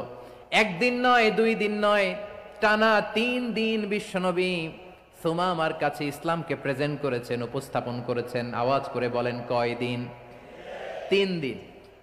3 দিন মসজিদে নববীতে বাধা। আর সাহাবীদেরকে বললেন তার খোঁজ খবর নিও, তোমরা যে রুটি বানাও এর মধ্যে সবচেয়ে ভালো আটার রুটিটা তারে দিও, সবচেয়ে রিফাইন্ড খেজুর যেটা পিওর খেজুর এটা তারে দিও। আর বিশ্বনবী নিজের উট থেকে দুধ দহন করে ওনার বাড়ির এক কর্মচারীকে বলেছেন দুধ দহন করে সুমামার জন্য নিয়ে যেও। সুবহানাল্লাহ পড়বেন না? সবাই তো অবাক, ইয়ামামা থেকে আসছে নবীকে হত্যা করতে, বিশ্বনবী দেখে তারে জামাই আদর করে, তাকে মজার মজার খাবার দিও, দুধ দিও, আদর আপ্যায়ন করো।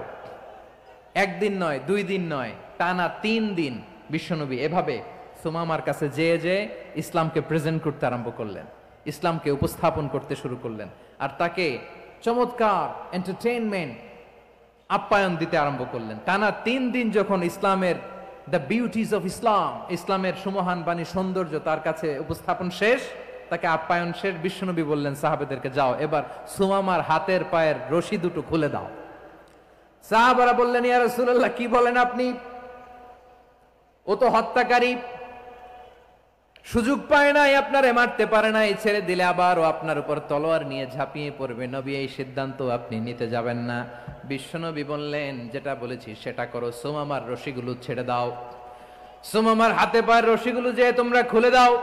সাহাবারা তর্ক জুড়ে দিলেন লা ইয়া রাসূলুল্লাহ এমনটা করবেন না, তো ভয়ঙ্কর ভয়ঙ্কর খুনি, কি জানি কি হয়ে যায়। বিশ্বনবী বললেন না, তার হাতে পায়ের রশিগুলো খুলে দাও। সাহাবারা বিশ্বনবীর কথা মতো তার হাতে পায়ের রশিগুলো খুলে দিল। সুমামা মুহূর্তের মধ্যে মসজিদে নববী থেকে বের হয়ে ইয়ামামায় ফিরে না যে মসজিদে নববীর পাশে একটা খেজুর বাগান ছিল সেখানে চলে গেলেন। সেখানে একটা ছোট্ট কুয়া ছিল, কুয়ার পানি দিয়ে তিনি গোসল করলেন। সুবহানাল্লাহ পড়েন।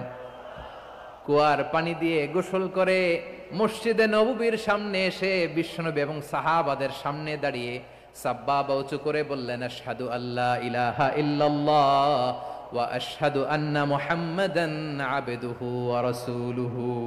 আল্লাহু আকবার। আমি সাক্ষ্য দিচ্ছি আল্লাহ ছাড়া কোনো ইলাহ নাই, আর মুহাম্মদ আল্লাহ তাআলার প্রেরিত বান্দা এবং রাসূল। প্রিয় ভাইয়েরা, ইহসান দিয়ে যা জয় করা যায়, কঠোরতা দিয়ে সেটা কঠিনকালেও জয় করা যায় না। আওয়াজ করে বলেন ঠিক কি না? এবার সুমামা দাঁড়িয়ে বলে ওগো নবী, আমি তো কালিমা পড়ে মুসলমান হয়ে গেলাম, এবার শোনেন, এই মুহূর্তের আগে আপনার চেহারার চাইতে নিকৃষ্ট কোনো চেহারা আমার কাছে ছিল না, কিন্তু শাহাদা পাঠ করার পরে আপনার চেহারার চাইতে উত্তম শ্রেষ্ঠ কোনো চেহারা আমার কাছে আর নাই। ও নবী, আজকের দিনের আগে ইসলাম ধর্মের চেয়ে নিকৃষ্ট অপছন্দনীয় কোনো ধর্ম আমার কাছে ছিল না, কিন্তু এই মুহূর্ত থেকে ইসলামের চেয়ে সেরা শ্রেষ্ঠ পছন্দনীয় কোনো ধর্ম আমার কাছে নাই। নবী গো, আজকের দিনের আগে মদিনার চাইতে অপছন্দনীয় নিকৃষ্ট কোনো শহর আমার কাছে ছিল না, কিন্তু এই মুহূর্তের পর থেকে মদিনার চাইতে কোনো শ্রেষ্ঠ শহর আমার জানা নাই। সে ছিল গমের বড় ডিলার, গম বেচতো। কি বেচতো? তার গম কিনে মক্কার লোকেরা রুটি খাইতো। সে ঘোষণা দিল আজকে থেকে মক্কাবাসীদের জন্য সব গম আমি হারাম করে দিলাম, মক্কাবাসী এখন না খেয়ে মরে। সুবহানাল্লাহ পড়বেন না? মক্কাবাসী বিশ্বনবীর কাছে আসলেন, এসে বললেন মুহাম্মদ, আমরা তো তোমার ভাই, তোমার চাচা, তোমার ভাতিজা, তোমার আত্মীয়, তুমি সুমামারে বলো সে যেন আবার গমের সাপ্লাই মক্কার জন্য অনুমতি দিয়ে দেয়। বিশ্বনবীর অনুমতি ক্রমে সুমামা আবার মক্কাতে গম পাঠাতে শুরু করলো। পড়েন সুবহানাল্লাহ। ইহসান, ইহসান দিয়ে আপনি যেটা জয় করতে পারবেন, you can win the heart of your enemies. ইহসান দিয়ে আপনি আপনার শত্রুর হৃদয়কে জয় করতে পারবেন। আওয়াজ করে বলেন ঠিক কি না? এজন্য আল্লাহ বললেন ওয়া আনফিকু ফি সাবিলিল্লাহি ওয়া লা তুলকু বিআইদিকুম ইলাত তাহলুকা ওয়া আহসিনু ইন্নাল্লাহা ইউহিব্বুল মুহসিনিন। তোমরা আল্লাহর রাস্তায় দান করবে আর নিজেরা নিজেদেরকে ধ্বংসের হাতে ঠেলে দিও না। তোমরা একে অপরের প্রতি ইহসান করবে, কারণ ইহসানকারীদেরকে আল্লাহ বড্ড ভালোবাসেন। সুবহানাল্লাহ পড়েন। আবার সূরা রহমানে আল্লাহ বললেন হাল জাযাউল ইহসানি ইল্লাল ইহসান ফাবিআইয়ি আলা, সবাই পড়েন ফাবিআইয়ি আলাই রাব্বিকুমা তুকাযযিবান। ইহসানের প্রতিদান হিসেবে ইহসানি হয়, বিশ্বনবী সুমামার প্রতি যেমন ইহসান করেছেন, সুমামাও ঠিক তেমন ইহসান ফিরিয়ে দিয়েছে। ঠিক কিনা বলেন? তাহলে 1 নম্বরে হচ্ছে আদ, ন্যায় বিচার। 2 নম্বরে সবাই বলেন ইহসান, সদাচরণ। ইহসান 2 ধরনের প্রিয় ভাইরা, ইহসান ফিল ইবাদা, ইহসান ফিল মুআমালা। ইহসান ফিল ইবাদা হচ্ছে একাগ্র অনুভবে ইবাদতে ডুব দেওয়া, এর নাম ইবাদতের ইহসান। সুবহানাল্লাহ পড়েন। বিশ্বনবী বলেন ইহসান মানে কি জানো নাকি? হাদিসে জিবরিলে সাইয়েদনা জিবরিল আলাইহিস সালাম বিশ্বনবীকে বললেন আখবিরনি আনিল ইহসান, নবী আমাদেরকে বলেন ইহসান মানে কি? বিশ্বনবী বললেন আনতা আবুদাল্লাহা কাআন্নাকা তারাহু ফাইন লাম তাকুন তারাহু ফাইন্নাহু ইয়ারাক। ইহসান মানে হলো এমন ভাবে তুমি আল্লাহর সামনে নিজেকে উজাড় করে ইবাদত করবে, তুমি ভাববে তুমি আল্লাহকে দেখতে পাচ্ছ। আর এটা যদি ভাবা তোমার জন্য কঠিন হয়ে যায়, অন্তত এতটুকু তুমি ভাববা যে আল্লাহ তোমাকে দেখতে পাচ্ছেন। ঠিক কিনা বলেন?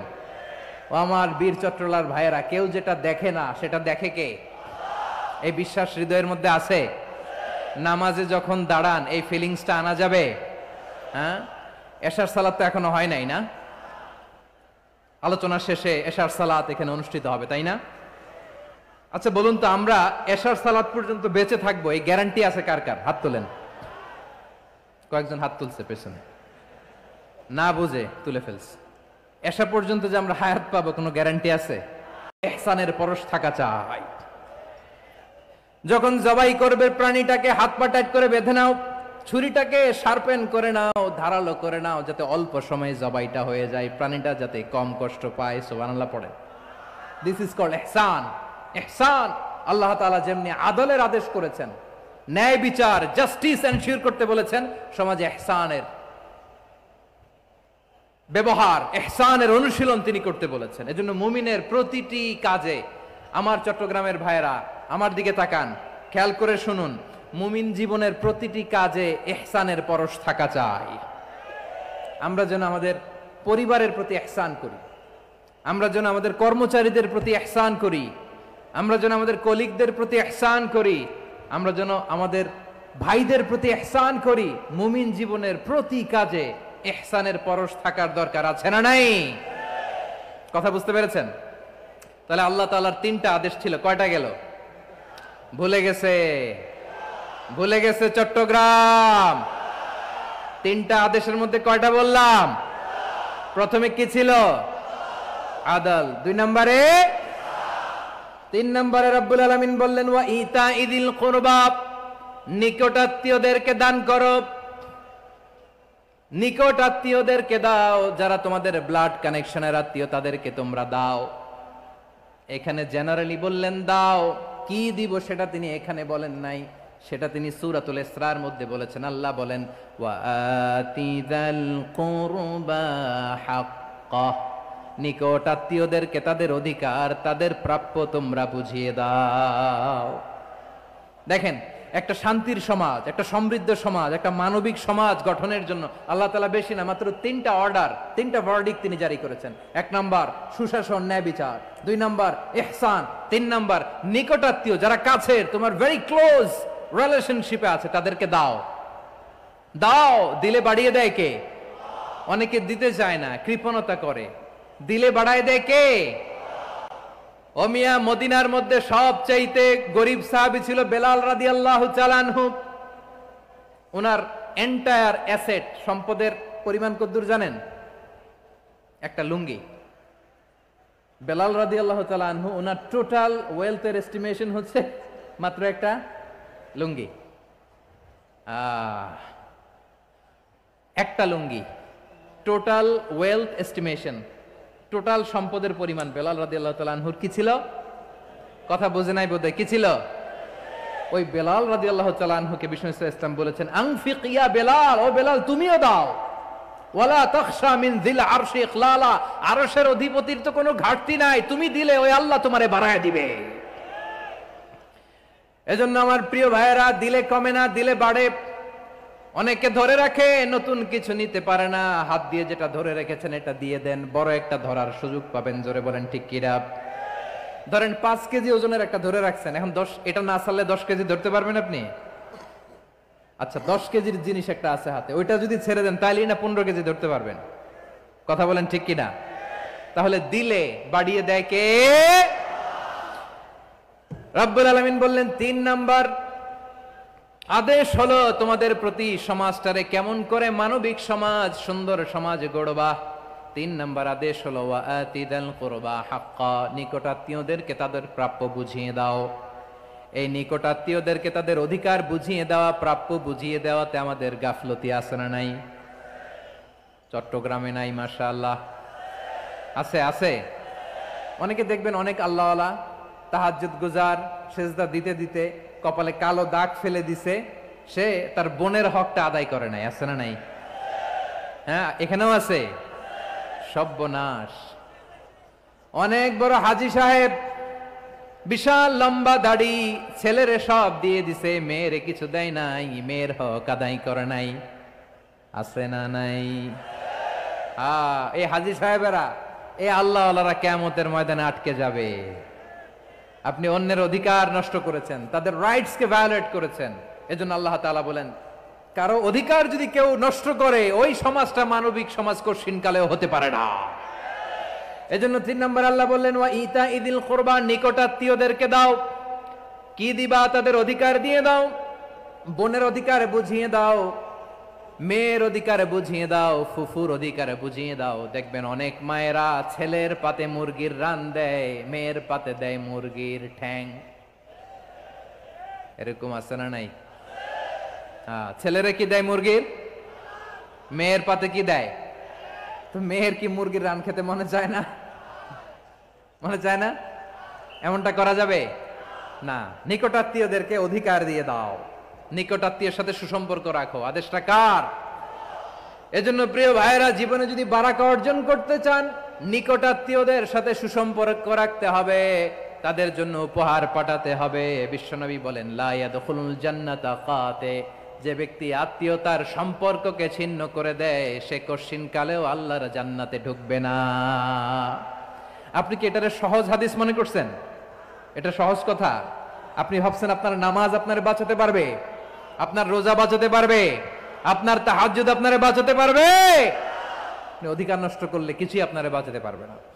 এজন্য নিকট আত্মীয়দেরকে দিতে হবে বেশি বেশি। বিশ্বনবী বলেন ইন্না সাদাকাতা আলাল মিসকিনি সাদাকা ওয়া আলা যির রাহিমি ইসনাতান সাদাকাতুন ওয়া সিলা। মিসকিন রে দান করলে শুধু দানের সওয়াব হয়, নিকট আত্মীয়কে দান করলে দুইটার সওয়াব হয়। সাদাকার সওয়াব হয়, আবার আত্মীয়তার বন্ধন অটুট রাখার সওয়াব হয়ে যায়। আবার বিশ্বনবী বললেন মান সাররাহু আইয়ুবসাতা লাহু ফি রিজকিহি ওয়া ইউনসা লাহু ফি আসারিহি ফালইয়াসিল রাহিমা। যে ব্যক্তি তার রিজিকের প্রশস্ততা চায় আর হায়াতে বরকত চায়, সে যেন তার আত্মীয়ের সাথে সুসম্পর্ক রাখে। আমার প্রিয় চট্টলার ভাইয়েরা, আমাদের রিজিক বাড়ুক, এটা আমরা চাই কি চাই না? সবাই চান? হ্যাঁ, আমাদের রিজিকে প্রশস্ততা আসুক, চাই কি চাই না? আমাদের হায়াতে বরকত আসুক, আমরা চাই কি চাই না? এই দুইটা যদি চান, তাহলে নিকটাত্মীয়দের সাথে সুসম্পর্ক রাখবেন। পারবেন? তাহলে সমাজটারে মানবিক সমাজ বানায় দিবে কে? 3টা আদেশ চলে গেল। কয়টা? আওয়াজ করে বলেন। 1 নম্বরে কি ছিল? 2 নম্বরে, 3 নম্বরে নিকটাত্মীয়দেরকে দান।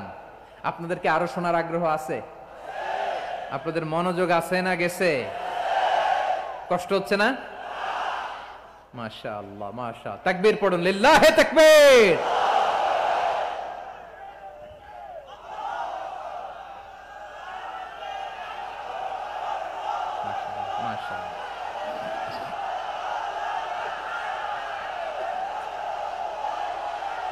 আমার প্রিয় ভাইয়েরা, আল্লাহ তাআলা 3টা জিনিসের যেমনি আদেশ করেছেন, অনুরূপভাবে 3টা বিষয় তিনি বারণ করেছেন, নিষেধ করেছেন। ওগুলোর কাছেও যাওয়া যাবে। শুনবেন। রাব্বুল আলামিন বলেন ওয়ায়ানহা আনিল ফাহশাই ওয়াল মুনকারি ওয়াল বাগি।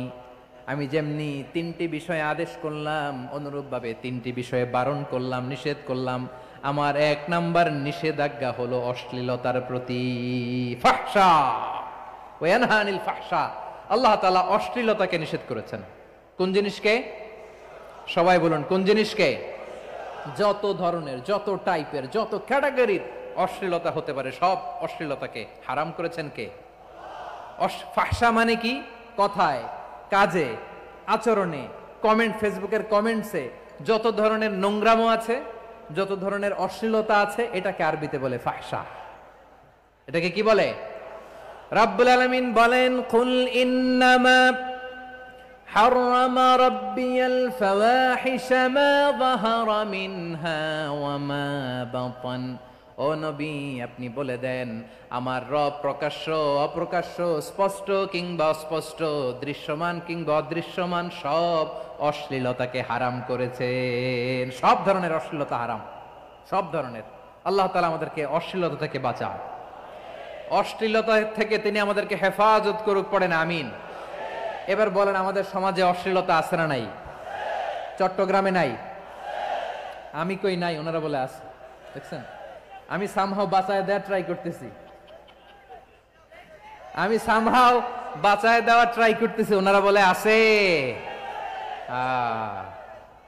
অশ্লীলতা নানা ভাবে, নানা নামে, নানা মোড়কে আমাদের সমাজে আছে না নাই? সংস্কৃতির নামে, ফ্যাশনের নামে, বিনোদনের নামে, উপন্যাসের নামে, কনসার্টের নামে অশ্লীলতা আছে না নাই? আপনি দেখেছেন কনসার্টগুলোর অবস্থা? এই যে আতিফ আসলাম যে আসছে আমাদের দেশে, তারপর কে কে আসছে, আমাদের তরুণ তরুণীরা, আমাদের যুবক যুবতীরা, আমাদের জেনজিরা, কি অবস্থা ওইখানে? হ্যাঁ, কি অবস্থা? কে বাঁচাবে ওদের?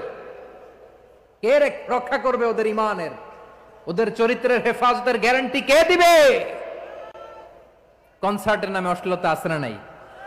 ছেলে মেয়ে একে অপরকে জড়ায় ধরতেছে, একে অপরকে চুমো খাচ্ছে, প্রকাশ্যে, দিবালোকে, গণমানুষের সামনে। আল্লাহ তাআলা এই অশ্লীলতা থেকে আমাদেরকে বেঁচে থাকতে বলেছেন, বেঁচে থাকতে বলেছেন। রূপালী জগতের নামে অশ্লীলতা আছে না নাই? এই টার্মটা আপনারা জানেন না? রূপালী জগৎ কি জগৎ? আসলে কি রূপালী জগৎ না অন্ধকার জগৎ? আমার বোনেরা, আপনাদেরকে যে কি বলে তারা বুঝায়, রূপালী জগৎ শুনেই আপনি ভরকে যাবেন না।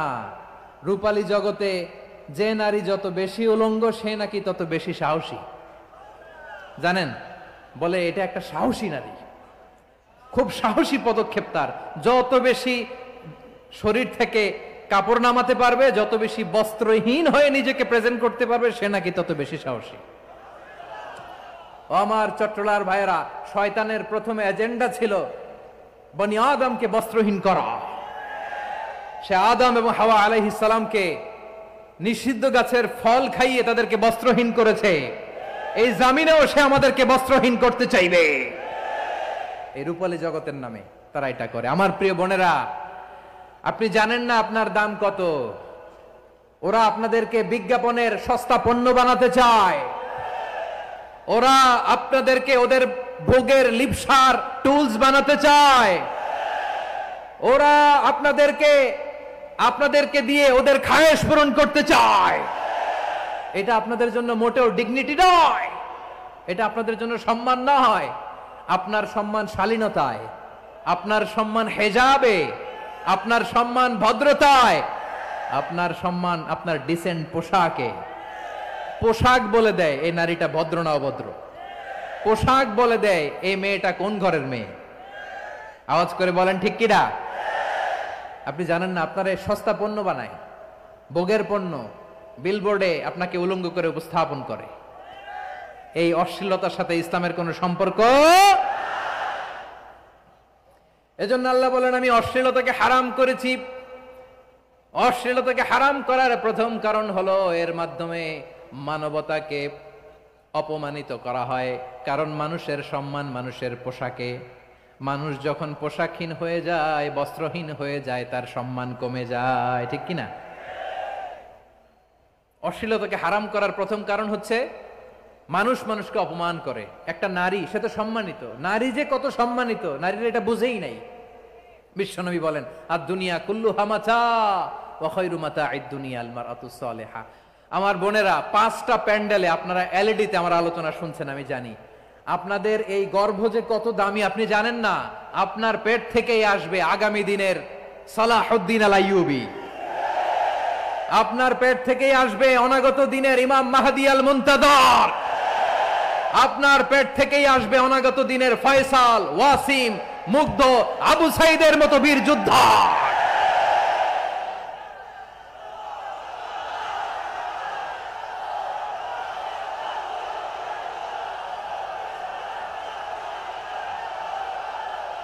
আমার প্রিয় বোনেরা, আমার প্রিয় বোনেরা, বিশ্বনবীর কথার ওজন খেয়াল করেন। আর দুনিয়া কুল্লুহা মাতা ওয়া খায়রু মাতা'আদ দুনিয়া আল মারআতুস সালিহা। দুনিয়ার সবকিছুই অ্যাসেট, এর মধ্যে সবচেয়ে দামি অ্যাসেট নেককার নারী। আপনার গর্ভ যে কত দামি আপনি জানেন না। নিজের সময়টাকে কাজে লাগান, কোরআন পড়েন, সুন্নাহ পড়েন। আপনার অনেক দায়িত্ব ঘরে। You are the MD of your family. একটা family it's a very big institution. পরিবার একটা অনেক বড় প্রতিষ্ঠান। and you are the MD of your institution. আপনি এই পরিবারের MD, managing director of your family. এখানে আপনার কত দায়িত্ব। আপনি ছেলে মেয়েদেরকে তারবিয়া করবেন। আপনি আপনার স্বামীর জন্য ঘরটারে জান্নাতের নীর বানাবেন। আপনার জন্য জান্নাতের ডুপ্লেক্স বাড়ি ওইখানে তৈরি করে রাখবে কে? আপনি যে কত দামি আপনি জানেন না। নারীদেরকে আল্লাহ বানিয়েছেন উচ্চতর করে, নিম্নতর নয়। নারীদেরকে ছোট্ট জিনিস দিলে এটারে বড় করে দেয়। নারীদেরকে ভ্রূণ দিলে, শুক্রাণু দিলে নারী এটারে বাচ্চা হিসেবে উপহার দেয়, ঠিক কিনা? বিয়ের মাধ্যমে স্বামী যখন তার শুক্রাণু তার স্ত্রীকে উপহার দেয়, স্ত্রী রিটার্নে কি উপহার দেয়? ফুল ফর্ম বেবি, মানব সন্তান। দেখছেন, আপনি দিলেন একটু, উনি দিছে বিশাল। আপনি যদি নারীকে বাজার এনে দেন, নারী এটাকে সুস্বাদু খাবারে রূপান্তর করে দেয়। আপনি তাকে একটা মুচকি হাসি দিয়ে দেন, সে তার কলিজা দিয়ে দেয়। কিন্তু যদি আপনি তার মনে কষ্ট দেন, সে আপনার জীবনকে জাহান্নাম বানায়া দেয়। খবর আছে, নারীর মন বুঝতে পারলে নেয়ামত, বুঝতে না পারলে কিয়ামত। ঠিক কিনা বলেন? আমার প্রিয় বোনেরা, আপনি যে কত দামি আপনি জানেন না। জানেন না আপনি কত দামি, অনেক দামি আপনি। আপনাদেরকে যেন ভোগের সস্তা পণ্য বানাতে না পারে আপনাদেরকে সচেতন থাকতে হবে, সজাগ থাকতে হবে, কনসার্ন থাকতে হবে। শয়তানের ওই হাতছানির দিকে আর নজর দেওয়া যাবে না। তাহলে কেন আল্লাহ তাআলা এই ফাহশা, অশ্লীলতাকে হারাম করলেন? 1 নাম্বার, এতে হিউম্যান ডিগনিটি কমে। 2 নাম্বার, এতে মানুষের অধিকার নষ্ট হয়। আপনি বিয়ে করেছেন এরে, পরকিয়া করেন ওর সাথে, এরকম আছে না নাই? স্ত্রীর অধিকার নষ্ট করেছেন। আপনি বিবাহ সম্পর্কে আবদ্ধ হয়েছেন তার সাথে, আপনি পরকিয়া করেন ওই ছেলের সাথে, আপনি আপনার হাজবেন্ডের সাথে বিট্রে করেছেন। এজন্য আল্লাহ অশ্লীলতাকে হারাম করেছে। অশ্লীলতাকে হারাম করার আরেকটা কারণ হচ্ছে আল্লাহ তাআলা এই হিউম্যান জেনারেশনকে এটাকে প্রিজার্ভ করতে চায়। হিফজুন নাসল, এটা মাকাসিদুশ শরিয়ার অনেক গুরুত্বপূর্ণ একটা মাকাসিদ, অনেক গুরুত্বপূর্ণ।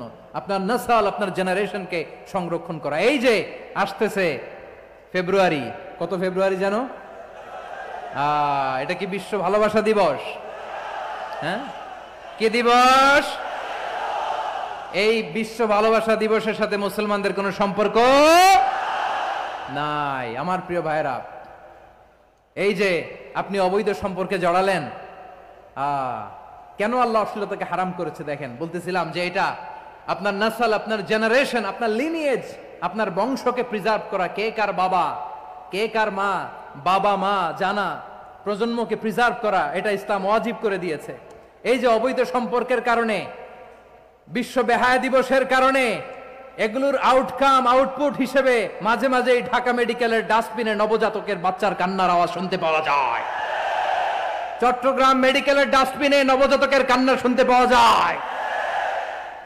বীর চট্টলার মুসলমানেরা বুঝতে পারলে আওয়াজ করে বলেন, এই যে চট্টগ্রাম মেডিকেলে যে নবজাতকটা পাওয়া গেল, ওর বাবাকে আমাকে বলেন, ওর বাবাকে, ওর মাকে, ও কোন ফ্যামিলির সন্তান কেউ জানে? আপনি হিউম্যান ডিগনিটিকে অপমান করেছেন না? আপনি তার ভবিষ্যৎকে অন্ধকার করেছেন না? আপনি তার লিনিয়েজকে প্রশ্নবিদ্ধ করে দিয়েছেন না? এই জন্য আল্লাহ তাআলা অশ্লীলতাকে আমাদের জন্য হারাম করে দিয়েছেন। পড়েন সুবহানাল্লাহ।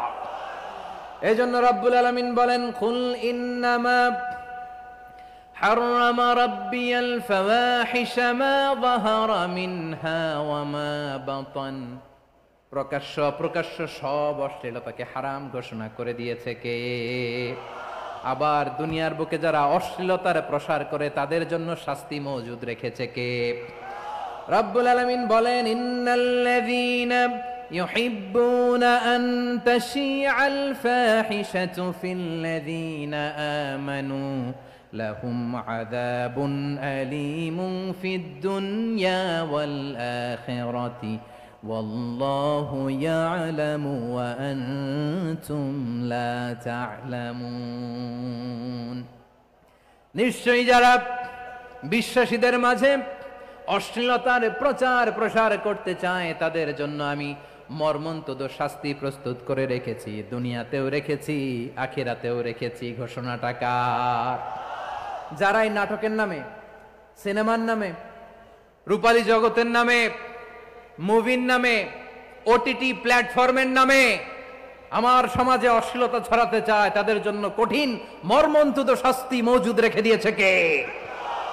ও আমার বোনেরা, এখনো আপনি জাগবেন না? এখনো আপনার চিন্তার দুয়ারে এখনো নাড়া পড়ে নাই? ওরা আপনাকে উলঙ্গ বানাতে চায়, ওরা আপনাকে আইটেম গার্ল বানাতে চায়। এজন্য ইসলাম অশ্লীলতাকে হারাম করেছে। হারাম। ইসলাম বলেছে যোজন যোজন দূরে থাকো, ওরা বলে না কাছে আসো, কাছে আসার গল্প, ক্লোজ আপ ওয়ান, কাছে আসার গল্প আছে না নাই? চট্টগ্রামে তো এগুলো নাই মাশাআল্লাহ। হ্যাঁ, এখানেও আছে ক্লোজ আপ ওয়ান, কাছে আসার গল্প। আল্লাহ বলেন ওয়ালা তাকরাবুজ জিনা, কাছেও এসো না, জিনা থেকে যোজন যোজন কিলো দূরে থাকো, ওরা বলে কাছে আসার গল্প। আমার বীর চট্টলার ভাইয়েরা, কাছে আসতে হলে আমরা কোরআনের কাছে আসব, কাছে আসতে হলে নবীর কাছে আসব, কাছে আসার গল্প হবে আমার রবের কাছে আসার গল্প। চিল্লায় বলো ঠিক কিনা?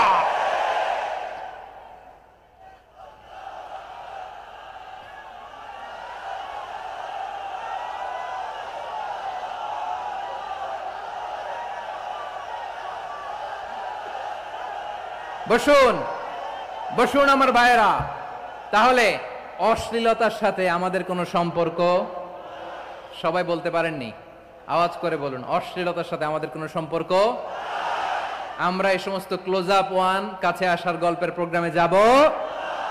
আমরা কোন ধরনের অশ্লীল কন্টেন্ট সোশ্যাল মিডিয়ায়, টিভিতে দেখব?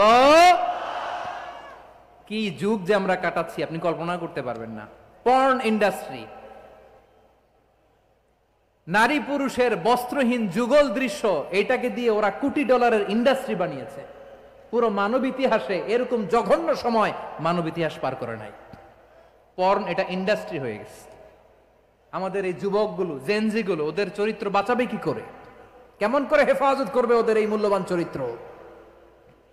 আমার প্রিয় ভাইরা, এই অশ্লীলতার দ্য লেটেস্ট ভার্সন হচ্ছে LGBTQ, শরীফ থেকে শরীফা। শুনছেন আপনারা? দেখতে পুরুষ, আসলেই পুরুষ, সুস্থ একজন পুরুষ, 4 সন্তানের বাবা, বলে আমি মনে মনে নারী। দেখতে নারী, সুস্থ নারী, আসলেই সে দিব্যি একজন নারী, বলে আমি মনে মনে পুরুষ। সবচেয়ে ভয়ঙ্কর অশ্লীলতার সবচাইতে লেটেস্ট ভার্সন হচ্ছে এই ট্রান্সজেন্ডারিজম। সুস্থ পুরুষ তার বায়োলজিক্যাল গ্রোথকে হরমোন দিয়ে স্টপ করে দিয়ে সে সার্জারি করে নারী হতে চায়, সুস্থ নারী পুরুষ হতে চায়। পুরুষ পুরুষের প্রতি সেক্সুয়ালি আকর্ষণ বোধ করে, এটা লূত আলাইহিস সালামের কওমের মধ্যে ছিল। এটাকেও আল্লাহ কোরআনে ফাহিশা বলেছেন। ওয়ালুতান ইয ক্বালা লিকওমিহি আতাতুনাল ফাহিশাতা মা সাবাকাকুম বিহা মিন আহাদিম মিনাল আলামিন। লূত আলাইহিস সালাম বললেন, তোমরা কি এমন এক অশ্লীল কার্যক্রমে ডুব দিলে নাকি যেটা গোটা বিশ্বের কেউ কখনো করে নাই, তোমরাই প্রথম করেছো? পড়েন নাউযুবিল্লাহ। এই পশ্চিমের এই রোগ আমার দেশে যেন আসতে না পারে, আমাদের সজাগ থাকতে হবে প্রিয় ভাইরা। চিল্লায় বলেন ঠিক কিনা? পশ্চিমের অবস্থা ভয়ঙ্কর। পাশ্চাত্যে আমি যুক্তরাষ্ট্রে ছিলাম অনেকদিন, কয়েক মাস, বিভিন্ন স্টেটে ঘুরেছি। গার্ডিয়ানরা উদ্বিগ্ন, ছেলে মেয়েদেরকে, ছোট্ট ছেলে মেয়ে, ওদেরকে জিজ্ঞেস করে, তুমি how do you feel right now inside yourself, তুমি ভিতরে ভিতরে কেমন ফিল করো, তোমার কি ছেলে ছেলে লাগে না মেয়ে মেয়ে লাগে? আচ্ছা বলেন, এই ছোট্ট বাচ্চাটাও কি এগুলো জেন্ডার অ্যাসাইনমেন্ট বলতে এগুলো কিছু বুঝে? এইভাবে মিসগাইড করা হচ্ছে। কৌতূহল বশত ছোট্ট ছেলে যদি বলে আমার তো মেয়ে মেয়ে লাগে, তখন বলে যে না তুমি মেয়ে, ছেলে না। মা বাবা বাধা দিলে ওকে আলাদা গভর্নমেন্ট হাউসে নিয়ে যায়। ভয়ঙ্করতম অবস্থা। আমরা একটা সময়ে শুনতাম যে হুজুর আমার ছেলেটা খুব ভালো, হাফেজে কোরআন, আল্লাহওয়ালা। হুজুর আমার ছেলে দাড়ি রাখছে, আল্লাহওয়ালা। হুজুর আমার ছেলে 5 ওয়াক্ত সালাত জামাতের সাথে পড়ে, তার মানে আল্লাহওয়ালা। পশ্চিমে যে আমি কি শুনছি জানেন? ওরা বলে হুজুর আমার ছেলেটা ইউনিভার্সিটির একটা মেয়ের সাথে প্রেম করে, ও খুব আল্লাহওয়ালা, হুজুর দোয়া করবেন। এর কারণ ওদের কাছে আল্লাহওয়ালার ক্রাইটেরিয়া হচ্ছে হুজুর আমার ছেলেটা আরেক ছেলের পছন্দ করে নাই, আমার মেয়েটা আরেক মেয়েকে ভালোবাসে নাই, এজন্য আমার ছেলেটা আল্লাহওয়ালা, হুজুর ওর জন্য একটু দোয়া করে দিয়েন। কি চ্যালেঞ্জ ওরা ফেস করতেছে। ওনার ছেলে যে আরেক ছেলেরে বিয়ে করবে না, এটাতেই উনি খুশি যে আলহামদুলিল্লাহ আমার ছেলেটা একটা মেয়েরে ভালোবাসে, আমার মেয়েটা একটা ছেলেরে ভালোবাসে, মানে এটা খুব আল্লাহওয়ালা। নাউজুবিল্লাহ পড়তে পারলেন না? এজন্য অশ্লীলতার সাথে আমাদের কোনো সম্পর্ক। রাব্বুল আলামিন বলেন ওয়ায়ানহা আনিল ফাহশাই ওয়াল মুনকারি ওয়াল বাগি, তিনটা জিনিসকে আমি নিষিদ্ধ করলাম। এক নাম্বার হলো ফাহশা, অশ্লীলতা। 2 নম্বরে হলো মুনকারের সমস্ত মন্দ কাজ। আপনাদের মনোযোগ আছে না? শেষ করে দিব? আর 2-1 মিনিট শুনবেন? আচ্ছা বলি তাহলে, আর 2-1 মিনিট। তাহলে নিষেধাজ্ঞা জারি করেছেন 3টা জিনিসের উপর। 1 নাম্বার কি? ফাহশা, অশ্লীলতা। 2 নাম্বার মুনকার। মুনকার মানে হচ্ছে যত মন্দ কাজ, খারাপ কাজ, বাজে কাজ, এটার বলে মুনকার। এটার কি বলে? আপনারা পড়ছেন না তা'মুরুনা বিল মা'রুফি ওয়া তানহাউনা আনিল মুনকার। ভালো কাজের আদেশ, সৎ কাজের আদেশ, অসৎ কাজের নিষেধ। মুনকার, মুনকার হচ্ছে মানুষের স্বাভাবিক বিবেকবোধ যেটাকে খারাপ বলে, ওইটাই মুনকার। পৃথিবীর সব আসমানি গ্রন্থ যেটাকে খারাপ বলেছে, মানুষের স্বাভাবিক বিবেকবোধ যেটাকে খারাপ বলেছে, এগুলো সব মুনকার। যেমন ইফটিজিং, এটা কি ভালো না খারাপ? মজুদদারি, খাদ্যে ভেজাল দেওয়া, ওজনে কম দেওয়া, মাছে ফরমালিন মিশানো, চাঁদাবাজি, টেন্ডারবাজি, দখলবাজি, এগুলো আমাদের স্বাভাবিক বিবেকেই বলে এগুলো খারাপ, এগুলো হচ্ছে মুনকার।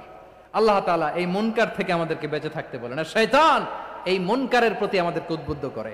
আল্লাহ তাআলা বললেন ইয়া আইয়ুহাল্লাযীনা আমানু লা তাত্তাবিউ খুতুওয়াতিশ শাইতান ফাইন ওয়া মান ইয়াত্তাবি খুতুওয়াতিশ শাইতানি ফাইন্নাহু ইয়া'মুরু বিল ফাহশাই ওয়াল মুনকার।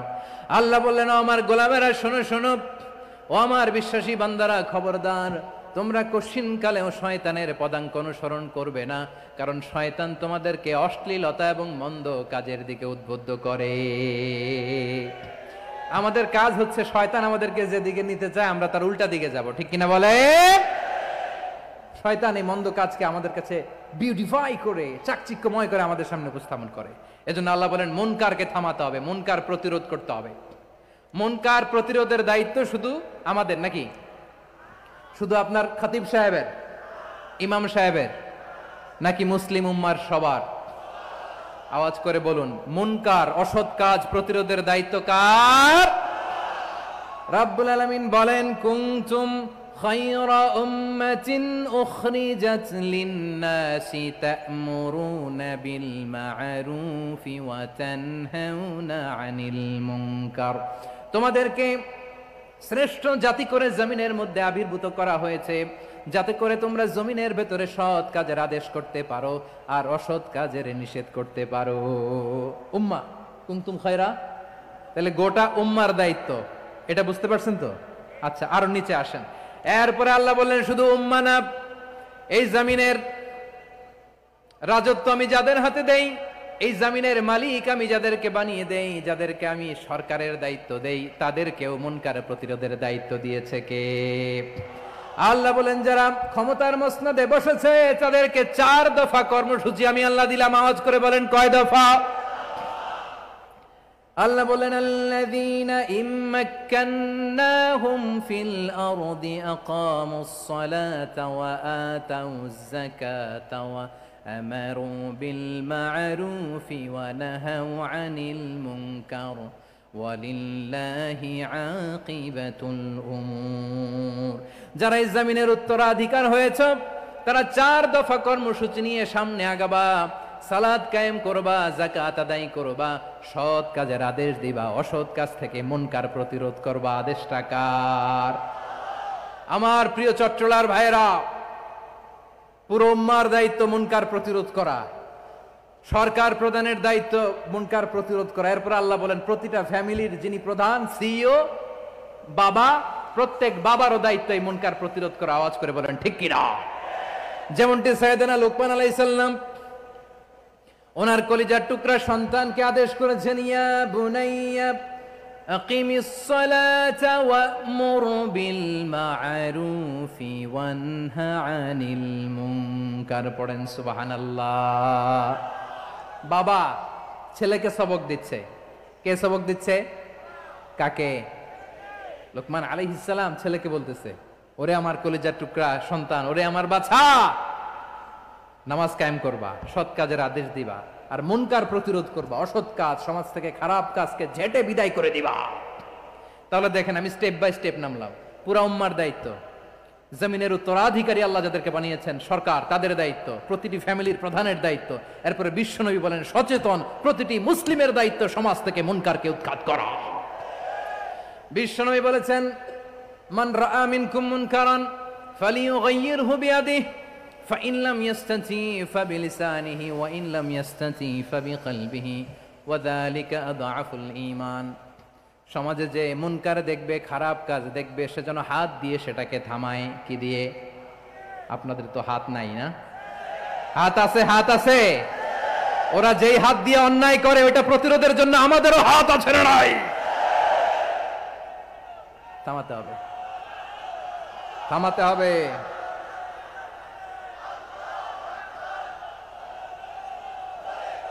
বসুন আমার প্রিয় ভাইয়েরা, ওরা ওদের যেই হাত দিয়ে টেন্ডারবাজি করে, চাঁদাবাজি করে, ইফটিজিং করে, দখলবাজি করে, যেই হাত দিয়ে, ওই মুনকার থামায় দেওয়ার জন্য আল্লাহর দেয়া আমাদেরও 2টি হাত আছে না নাই?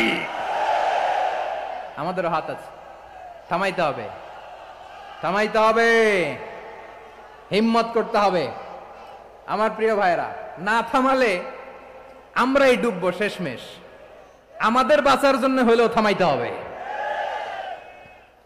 রব্বুল আলামিন বলেন ওয়াত্তাকু ফিতনাতাল লা তুসিবান্নাল্লাযীনা যালামু মিনকুম খাসসা। ও আমার গোলামেরা, ওই আযাবকে ভয় করো যে আযাব যখন আমি জমিনের বুকে পাঠাই শুধু জালেমদেরকেই মারি না, আলেমদেরকেও মারি। আযাব যখন আসে তখন শুধু জালিমই মরে না, আলেমও মরে। জানেন মুসা আলাইহিস সালামের পায়ে একবার একটা লাল পোকা কামড় দিয়েছে, লাল পিঁপড়া। লাল পিঁপড়া কামড় দিলে খুব আরাম লাগে না? কি লাগে? হ্যাঁ, জলে না? লাল একটা পিঁপড়া কামড় দিছে, তো উনি রেগে মেগে পাশি দেখে লাল পিঁপড়ার বাসা, পা দিয়ে ডলে মুছে সবগুলো পিঁপড়া মেরে ফেলছে। এই ঘটনাটা আল্লাহ ঘটিয়েছেন এজন্য মুসা আলাইহিস সালাম ছিলেন কালিমুল্লাহ, সরাসরি আল্লাহর সাথে কথা বলতেন। তিনি আল্লাহকে জিজ্ঞেস করেছিলেন, আল্লাহ তুমি যখন কোন জনপদে আযাব পাঠাও, শাস্তি দাও, ওখানকার শুধু জালেমরাই তো মরে না, ভালো মানুষগুলাও মরে, তো আযাব দিবা মুশরিকদের উপর দিবা, অবাধ্যদের উপর দিবা, ভালো মানুষগুলারে মারো কেন? আল্লাহ বললেন, মুসা তোমার যে কামড় দিছিল পায়ের মধ্যে পিঁপড়া, কয়টা পিঁপড়া? জোরে বলেন। একটা পিঁপড়া, সবগুলারে মারলা কেন? রেগে মেগে পুরো পিঁপড়ার বাসা ভেঙে মেসাকার করলা কেন? এই মুসা, আমি যখন অ্যাকশনে যাই, আমি যখন শাস্তি দেই, তখন এত বাস বিচার করা হয় না, বাস বিচার করা যায় না। যখন অ্যাকশনে যাওয়া হয় ওইটা ডাইরেক্ট অ্যাকশন হয়ে যায়। চিল্লায় বলো ঠিক কি না? এজন্য আমাদের বাঁচার জন্য হলে ওই পাপ থামাতে হবে, এই শয়তানের অট্টহাসি থামাতে হবে, অন্যায় অপরাধ সমাজ থেকে আমাদের থামাতে হবে। কারণ আযাব আসলে ওরাও মরবে, আমরাও মরব। একটা জাহাজ 2 তলা, আপনি আছেন 2য় তলায়। শুনতেছেন? শুনতেছেন? জাহাজ কয় তলা? আপনি কোন তলায়? 2য় তলায়। নিচের তলার কিছু লোক জাহাজের তলা ছিদ্র করতে আরম্ভ করছে। কি ছিদ্র করতেছে? আচ্ছা, জাহাজের তলা ছিদ্র করলে তলা দিয়ে কি ঢুকে? এখন আপনি যদি বলেন আমার কি, আমি তো 2 তলায়, আমার কি, আমি তো সেফ, আমি ইন দ্য সেফ জোন, আমি তো ভালো আছি, আমি তো ভালো আছি, ওরা ছিদ্র করে ওরা মরবে। আসলে কি শুধু ওরা মরবে, নাকি তলা ফুটো হলে ভিতরে পানি ঢুকলে আপনারও সলিল সমাধি হবে? তলা দিয়ে যখন পানি ঢুকবে, জাহাজ ডুবলে আপনিও মরবেন। এজন্য নিজে মরার আগে ওই পাগলগুলোর নিচতলায় যে থামাতে হবে, চিল্লায় বলেন ঠিক কি না? এজন্য আল্লাহ বললেন মুনকার প্রতিরোধের দায়িত্ব সমাজের টপ টু বটম সবার। পুরো আম্মার দায়িত্ব, সরকার প্রধানের দায়িত্ব, প্রতিটি ফ্যামিলির প্রধান বাবার দায়িত্ব, বিশ্বনবী বললেন প্রতিটি সচেতন মুসলিমের দায়িত্ব। এজন্য মুনকার প্রতিরোধ করার দরকার আছে না নাই? সমাজে এই যে ইফটিজিং হয়, আপনার বোনের বয়সী একটা মেয়েকে কিছু বকাটে টিটকারি করে, এই বলে সেই বলে, নোংরা কথা বলে, রাস্তায় দেখেও আপনি পাশ দিয়ে না দেখার মতো চলে যান কেন? আপনি দাঁড়ান না কেন? আপনি দাঁড়ালেই তো থেমে যাবে, কারণ সত্যের যে শক্তি তার সামনে মিথ্যা মুখ থুবড়ে পড়ে। আপনার সামনে ও কিছুই না, নাথিং। আপনি দাঁড়ান, ওকে প্রশ্ন করেন যে আমার বোনকে তুমি ডিস্টার্ব করো কেন? আপনাকে দেখে আরো 5 জন দাঁড়াবে, 5 জনকে দেখে আরো 10 জন দাঁড়াবে। আমাদের নীরবতা আর আমাদের নিশ্চুপ থাকাই জালিমদেরকে আরো শক্তিশালী জালিম বানিয়েছে। এজন্য মুনকার প্রতিরোধের দায়িত্ব আমাদের সবার। টেন্ডারবাজি, চাঁদাবাজি, দুর্নীতি, অপরাধ, দখলদারিত্ব, মজুদদারি, এগুলো সব কিছু একসাথে প্রতিরোধ করতে হবে, ঠিক কিনা বলেন? একটা মানবিক সমাজ যদি চাই, প্রতিরোধ করতে হবে। প্রিয় ভাইয়েরা, আল্লাহর শপথ নিয়ে বলি, এই নাসিহাতগুলো সবার জন্য, সব মতের মানুষের জন্য। আমরা কোনো দলের প্রতি মানুষকে ডাকি না, আমরা ডাকি ইসলামের দিকে। সব দলের, সব মতের, সব মানুষদেরকে আমরা আহ্বান জানাই, আসুন আমরা একটা সুন্দর সমাজ বিনির্মাণ করি। এই যে নতুন বাংলাদেশের এক সুযোগ এসেছে, আর জীবনে হয়তো আসবে না, সামনের 100 বছর এই সময় আসবে না। আসুন দেশটাকে আমরা সাজাই, আসুন আমরা দুর্নীতি বন্ধ করি, আসুন আমরা চাঁদাবাজি বন্ধ করি, আসুন আমরা দখলদারিত্ব বন্ধ করি, আসুন আমরা এক দল আরেক দলকে নিশ্চিহ্ন করার যে রাজনীতি, এটা বন্ধ করি। সব দলের প্রতি আমার আহ্বান। আমি কিছুদিন আগে একটা নিউজ দেখলাম, ওই যে লন্ডনে বসে জনাব তারেক রহমান সাহেবকে আমি ধন্যবাদ দিতে চাই। উনি সংবাদ শোনা মাত্রই ওনার দলের অনেক চাঁদাবাজকে উনি বহিষ্কার করেছেন। I do appreciate. প্রতিটি দলের এরকম ইনিশিয়েটিভ নেওয়ার দরকার আছে না নাই? যে কোনো দলে এই প্র্যাকটিসটা থাকার দরকার আছে না নাই? চাঁদাবাজদের সাথে আপনারা নিজেদেরকে মুক্ত ঘোষণা করবেন যে এরা আমার দলের কর্মী হতে পারে না। আমরা চাঁদাবাজ মুক্ত বাংলাদেশ চাই, জুলুম মুক্ত বাংলাদেশ চাই, ফ্যাসিজম মুক্ত বাংলাদেশ চাই, গুণ খুন খারাপি মুক্ত বাংলাদেশ চাই। আমরা নতুন ভোরের বাংলাদেশ চাই। ওই বাংলাদেশ পাওয়ার জন্য মুনকার প্রতিরোধে, অন্যায় প্রতিরোধে যদি বাঘের বাচ্চার মতো, আবু সাইদের মতো 2 হাত উঁচু করে বুককে টান টান করে প্রসারিত করে দাঁড়াতে হয়, রাজি আছো মুসলমান? কারা কারা রাজি? আল্লাহকে হাত দেখিয়ে প্রতিজ্ঞা করো।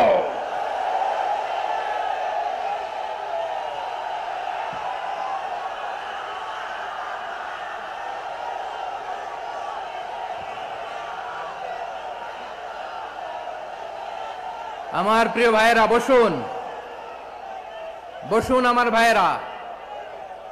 রাব্বুল আলামিন বলেন, ওয়ায়ানহা আনিল ফাহশাই ওয়াল মুনকারি ওয়াল বাগি ইয়াইযুকুম লাআল্লাকুম তাযাক্কারুন। বসুন। আল্লাহ বললেন, আমি অশ্লীলতাকে নিষেধ করি, আমি সব ধরনের মন্দ কাজকে নিষিদ্ধ করি, সব শেষে আমি সীমা লঙ্ঘনকে তোমাদের জন্য নিষিদ্ধ করি। আলোচনা মনে আছে তো, না ভুলে গেছেন? নিষিদ্ধ করেছেন কয়টা জিনিস? 1 নম্বরে অশ্লীলতা, 2 নম্বরে মুনকার তথা সব মন্দ কাজ, 3 নম্বরে আল বাগি, সীমা লঙ্ঘন, ক্রসিং দ্য লিমিট। সীমা লঙ্ঘন করা ভালো না। We all should know our limits. চিল্লায় বলেন ঠিক কিনা? একই আয়াতে আল্লাহ বললেন, কুল ইন্নামা حرم ربي الفواحش ما ظهر منها وما بطن والإثم والبغي بغير الحق। অন্যায় ভাবে যে অবাধ্য হয়, যে সীমা লঙ্ঘন করে, তাদেরকেও আমি এটা হারাম করে দিলাম। সীমা লঙ্ঘন করা হারাম, সীমা লঙ্ঘন করা হারাম। আল্লাহ বারবার আমাদেরকে ওয়ার্নিং দেয়। যখন আমরা থামি না তখন আল্লাহ ধরে, আর যখন ধরে তখন ছাড়ে না। ধরে না, ধরলে আল্লাহ। ফেরাউনকে কিন্তু হুট করে ধরে নাই, আপনারা জানেন 9 বার ওয়ার্নিং দিয়েছে। ফেরাউনকে আল্লাহ তাআলা ওয়ার্নিং দিয়েছিল কয়বার? বীর চট্টলার বীর সেনানীরা আওয়াজ করে বলেন, ফেরাউনকে ধরার আগে ওয়ার্নিং দেওয়া হয়েছিল কয়টা? রব্বুল আলামিন বলেন, ওয়ালাকাদ আতাইনা মূসা 9 আয়াতিন বাইয়িনাত। 9টা মুআজিজা দেখিয়েছি। 1 2 3 বারবার এইভাবে রিমাইন্ডার, ওইভাবে রিমাইন্ডার, এইভাবে নসিহাত, ওইভাবে দাওয়া। ফাকুলা লাহু কাওলান লাইয়িনা, নরম করে বলো, সফট করে বলো, যত ওয়ে হতে পারে দাওয়া মেথডোলজি। মুসা আলাইহিস সালামের সব অ্যাপ্লাই শেষ। 10ম বারে যে আল্লাহ ধরছে, 10ম বারে যে ধরেছে। এজন্য আল্লাহ বলেন, আমি সীমা লঙ্ঘনকে পছন্দ করি না। কোরআনের অন্য আয়াতে বাগীকে বলা হয়েছে আল ইতিদা। সীমা লঙ্ঘন যারা করে তাদেরকে আল্লাহ বলেছেন মুতাদিন।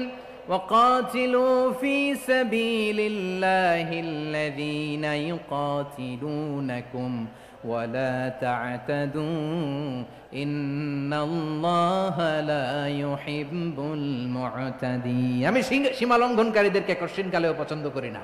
আমরা যেন সীমা লঙ্ঘন না করি। রাজি আছেন তো? যে কোনো ক্ষেত্রে ইবাদতে যেন সীমা লঙ্ঘন না করি। অনেকে আমরা ইবাদতে সীমা লঙ্ঘন করে ফেলি। বিশ্বনবী সাল্লাল্লাহু আলাইহি ওয়াসাল্লাম যেটা শিখিয়েছেন এর বাইরে যে অতিরিক্ত বুজুর্গ হতে চায়, এরকম আছে না নাই? করা যাবে না, কোনো ক্ষেত্রেই সীমা লঙ্ঘন করা যাবে, এমনকি যুদ্ধ ক্ষেত্রেও না। বিশ্বনবী সাল্লাল্লাহু আলাইহি ওয়াসাল্লাম বলেন, খবরদার যুদ্ধ ক্ষেত্রেও সীমা লঙ্ঘন করো না।